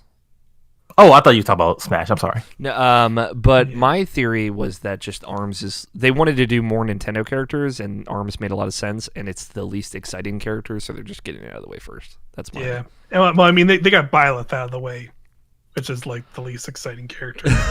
I feel like an ARMS character is less exciting than Byleth to me. Yeah, to an extent. I think they're both like not super exciting. It's different when there's 12 other Fire Emblem characters already, but yeah, exactly. Where like an ARMS could be really cool. Yeah, like they will at least bring some like unique thing with their crazy stretching fists and whatnot. Weird thing. I'm sorry, I'm on this dumb tangent or whatever. But like I always like with Nintendo stuff, like it's always never what you want, because like it's always something like you always expect it to be. Like yes. Like when Smash came out and they showed all these Echo characters, it's like, oh, okay, so they're gonna have more Echo characters, or Echo characters are gonna be free, or gonna be DLC. We're gonna get Shadow with Sonic. We're gonna get fucking Liquid Snake with Solid Snake and stuff like that. No, never happen. Yes, I remember. They've not done anything with it ever again. Yeah.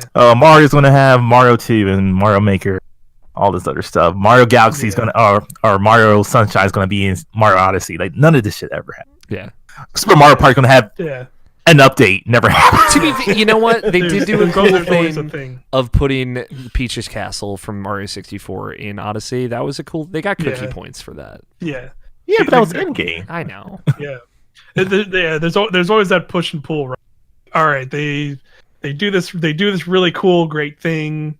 It's like Animal Crossing for it's like example, since we've talked about it a lot, but it's, you know, both current game. But you know, they do a bunch of cool stuff, like having all these free events, and it's all free and it's all great. And you know, some of the online stuff is really nice, of like conveniently being able to search people's like custom stuff and saving it all. But when I go to a person's island, I have to wait, and like if I want to get a group together to go to an island, I have to sit here and watch 6 different people come in through the same cutscene, and like, oh, here comes a person. A big banner comes across the screen, and then it shifts to this screen where you're like seeing the person's name and their island name, and then like you have to watch that like a bunch of times just for like a person to be on an island. I was like, all right, there's no way to kind of speed that up, or and like the public perception is, oh, surely they're going to patch that out eventually, right? No, it's not going to happen. Exactly. Cease this. Like every there's a bunch of characters that you talk to, specifically like the dodo birds, which are great. But to like get online, they ask you like the same 10 questions every time of like, oh, so you want to go online? Okay, you're gonna go online. Local play. Do you want to do local play or online play to go to this island? Oh, you want to do online play? You're like, no. You want to do online play? Okay, so you want to do online play? Where do you want to go? Do you want to visit someone, or do you want to use a Nook ticket, or do you want to do this? And ask you like every single time. Like, I want you to know, Mike, yesterday when I was trying to sell these turnips and I was talking to these dodo birds, I literally, because I was mashing A, I said local play 7 discrete times before I actually stopped and got it right. And I'm like, what is wrong? I just have to slow down and hit down once and hit A, but it's like, why isn't online play just the top? Why is it just not on top? Why is it's the thing everyone is going to do? Yes. Yeah, so. and it's like there's so many like repeating things you do. Like I love collecting stuff for the museum. But like Blathers has the same spiel every single time you go to collect something of like, I dug up 4 fossils. I'm gonna walk over to them. All right, I have to assess them, and then like, oh, did one of these be one of the ones I can point in? Okay, so now I gotta hit this again to actually donate it. But if I bring him just one fossil, it is less convenient to bring him one thing than multiple things. Yeah, totally. Yes, or no, it's the other way of like if you bring him one thing and he assesses it and it's a fossil that's not in the collection, he'll go, oh, do you want me to put it in there? Yes, do that, and then he'll put it in there. If I bring him 4 fossils, which is like the normal thing to do because I'm going to go around and collect everything, he gives you that whole spiel every time of like, oh, there's a fossil in this collection that isn't in this thing. It'd be great to have it, and then you have to give it to him, and then there's more, and then be like, here, I'm making a donation. Yeah, it's just like, all right, come on, like that's a backwards way of doing that, but then in part of that is backwards. Like you get these little bits of dialogue with him, and like it's charming, and it's like it's endearing you to this character, right? And then you walk back into your fossil area, and like, oh man, look at all those cool fossils, this looks so cool. Then you find the cool little secret circle where if you stand on it, it pans way out and shows you the entire room, so you can see everything. And it's like, oh man, this is sick. Like yeah.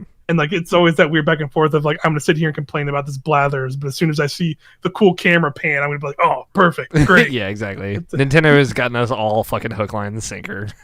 Yeah, just that's for sure. Just different things. For everything else, Irrational Passions, you can check out irrationalpassions.com. It's the place to be. It's time for bets, y'all. We've reached the end of the podcast. I wanted to keep it simple because there is a moment. I think like in my darkest moments here for this week's bet, I'm like, I don't know. I really don't know what the answer to this question is. What will the Open Critic average review score for Final Fantasy VII Remake be? That's the question. I'm going to start us off here. I'm going to say 92. I'm going to be very optimistic. Obviously, there will be people that hate this game. We don't know reviews yet. When people listen to this podcast, they will probably know. I imagine it'll probably be Tuesday or something. Embargo. I don't know. It's probably out there. People probably know. But I'm going to say 92. I'm going to be hopeful. I'm going to think that people are very nice to this game, and that people like it. Nabishin, what you got? 92 was the number that came in my head, actually. Sorry to that. Dude, commit. We're both 92. Everyone just say 92. 91. Damn it. 91. Now, Mike, I'm going to remind you were on Tony's team. That's right. The Meme Squad. So Tony's 91. Go 93, dude. Honestly. That's honestly a good attempt. Like I kind of, it is fun to block you out, but I definitely don't think this game's again 93. But I'm gonna do 93 anyway. Yes, dude. I mean, half like Alex definitely wasn't a 92, but it got a 92. So damn, dude. Yeah, that's a take right there. No, I'm with you on. I think Final Fantasy VII Remake will be like a strong 85, 90, but it's probably gonna still get like a 90, higher 90. Tony's gonna fucking win that. It's gonna get like an 86, and I'm gonna be pissed. Watch it get a 92. If it gets a 92, that's the funniest shit ever. Yep. Go ahead now. I'm surprised he didn't have the bet be something like how many times in the review is going to say like part 1 or like, that would have been unfinished. I wanted to go more general because like it is one of those things where I'm like I really don't know where exactly this is going to land, and I'm kind of excited about it. So that's a good one though. Part 1. How many of these will say? I mean, we're living in a time where Persona 5 Royal is the highest rated game of the year, which is insane to me. Fucking insane to me. Really? No, because like I said, I thought people had an axe to grind with that game. Yeah, that's true. Yeah, you did tell me this. I thought that was going to be a thing. I really thought so. Not. So it's funny you say this because like when I again playing it under embargo, I really thought so too. And I was like, I'm loving it. Like straight up, Mickey D's over here. I'm having a great time. Like, oh yeah, this is great. Exactly what I wanted. And I'm like, because I had the same vibe, kind of similar like Kingdom Hearts and a lot of JRPG franchises. Like, Is this re-release just going to get dug because it's a re-release? But no, yeah. Right. It's true. It's a good point. That's the show. Oh, wait, last week's bet. God, I almost forgot. I did look this up, too. I was responsible. In the top 10 reviews of Resident Evil 3, and it was on OpenCritic, I did not specify, but I will specify again in the future. How many times will I see the word zombie or zombies? There was one other variation, which was zombification, but I didn't count that. It's a different word. I said 28. Nabishin said 15. Scott said 12. Tony said 40. The actual number, I'm curious. Do you guys, Mike, do you have a guess? What do you think it'll be? How many times zombies was said in the top 10 reviews? 30. That's a good guess. It's 39, which means Tony was one off, which was very impressive. Wow. Yeah, it was one of those things where I thought it would average about 3 per review, and it averaged about 4 per review. So Tony pretty much nailed it. There was one review that had it 6 times, and that was the most in one review, but it was in every review at least once. So that got you, Tony. That brings Tony up to 2. I still have 3. Nabishin still has 3. Scott still has 1. Yo, guess who's gonna have 3 next week? I swear to God, dude. I know you will, and I literally I'm have a pissed already. 99% chance. I know. There's like a. Do we know when the actual embargo is? By the way, we don't.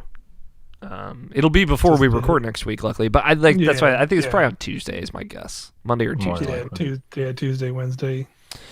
I said it. I don't know if we were live or not, but here it is. Like full warning. Like this game's out. Yeah, be careful out there, y'all. Because it came out early in some things, and I will tell you, like I will not say anything. I'm not here to be like, hey, spoiler time, but like I have seen Final Fantasy VII Remake is what I'll say. Yeah. So be careful out there, everybody. We just got 3 more days from the time you listen to this podcast, so. I know Nabishin's just off the internet right now. He's just he was waiting on Persona, and I at this point just don't even go back. Nabishin, just never go back. Stay off. To stay off for forever, really. Yeah, forever, exactly. Hey, yeah. You know what you can do while you're waiting for Persona, Nabishin? Start up a happy life on an island, or buy it digitally. Which was or buy it digitally. Yeah, that's very true. You could just fucking buy it digitally. Yeah, which is I've done both. Yeah. So you both bought it digitally and then started up a life on a cozy island? I meant for Persona. Sorry. He started life in a cozy little cafe in Shibuya, and you can fucking back up, dude. That's the life I want to be living. Yeah. Are you gonna play Persona 5 Royal, Tony? I haven't really addressed this, but are you gonna? Yes. At some point? Yes. All right. Yes. He does have to buy a console. I know. You just have to buy a whole console. I just don't. Yeah, and then I'll sell it right after. Exactly. Hey, it's a cycle. You know what? Honestly, you figured out what you need in your life, so I'm still trying to get there. I'll get it for when I need it, and then when I don't need it anymore, have you heard of you miss Blockbuster, man? You can just like rent the whole console. Yeah, It doesn't come with a memory card. I would use it. If there's still one around. Mm-hmm.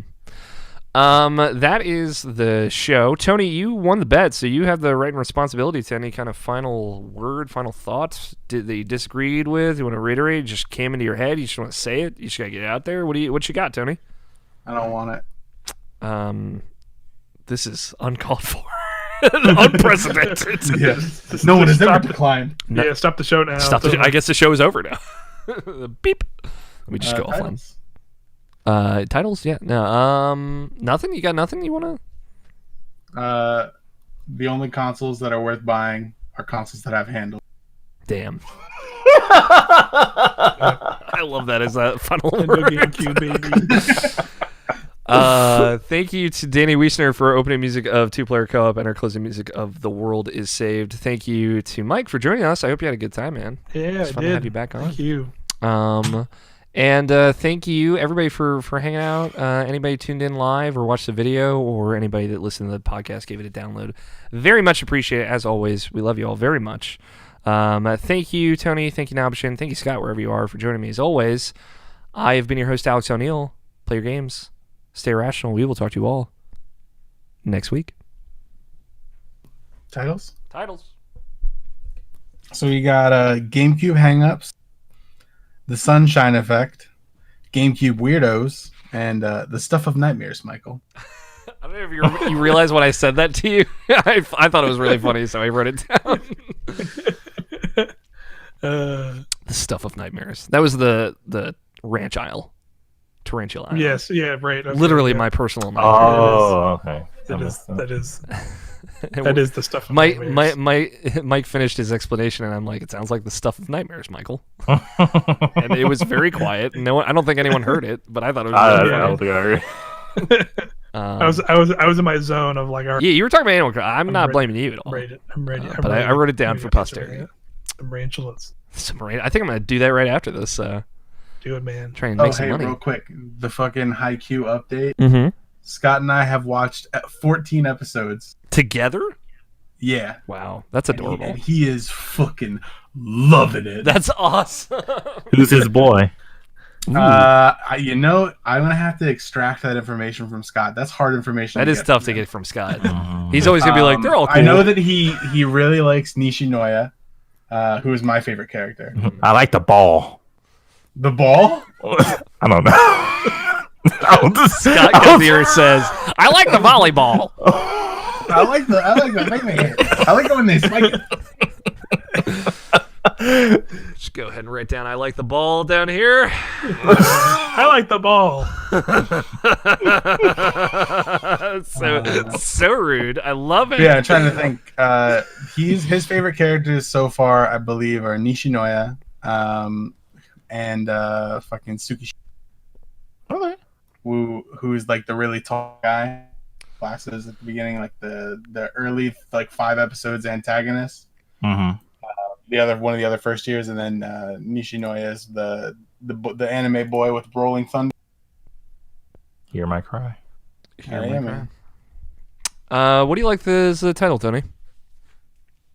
Was there a late entry? I like the ball. I like the ball. Namajan, what do you like? Oh God. The only answer to that is the ball. Yeah.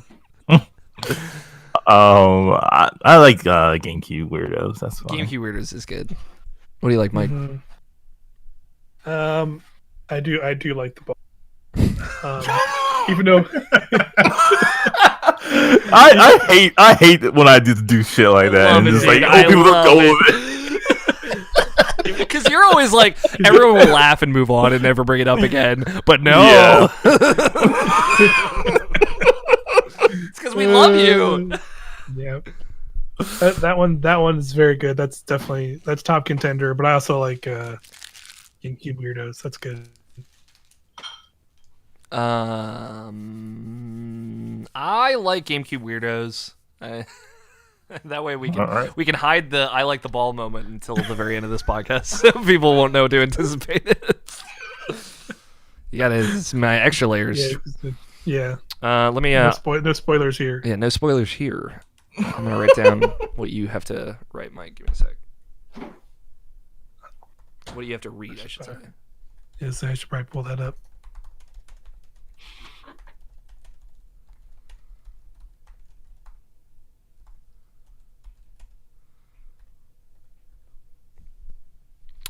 Tony, can you say the title? It's GameCube Weirdos. Yeah. Whenever you're ready, Mike.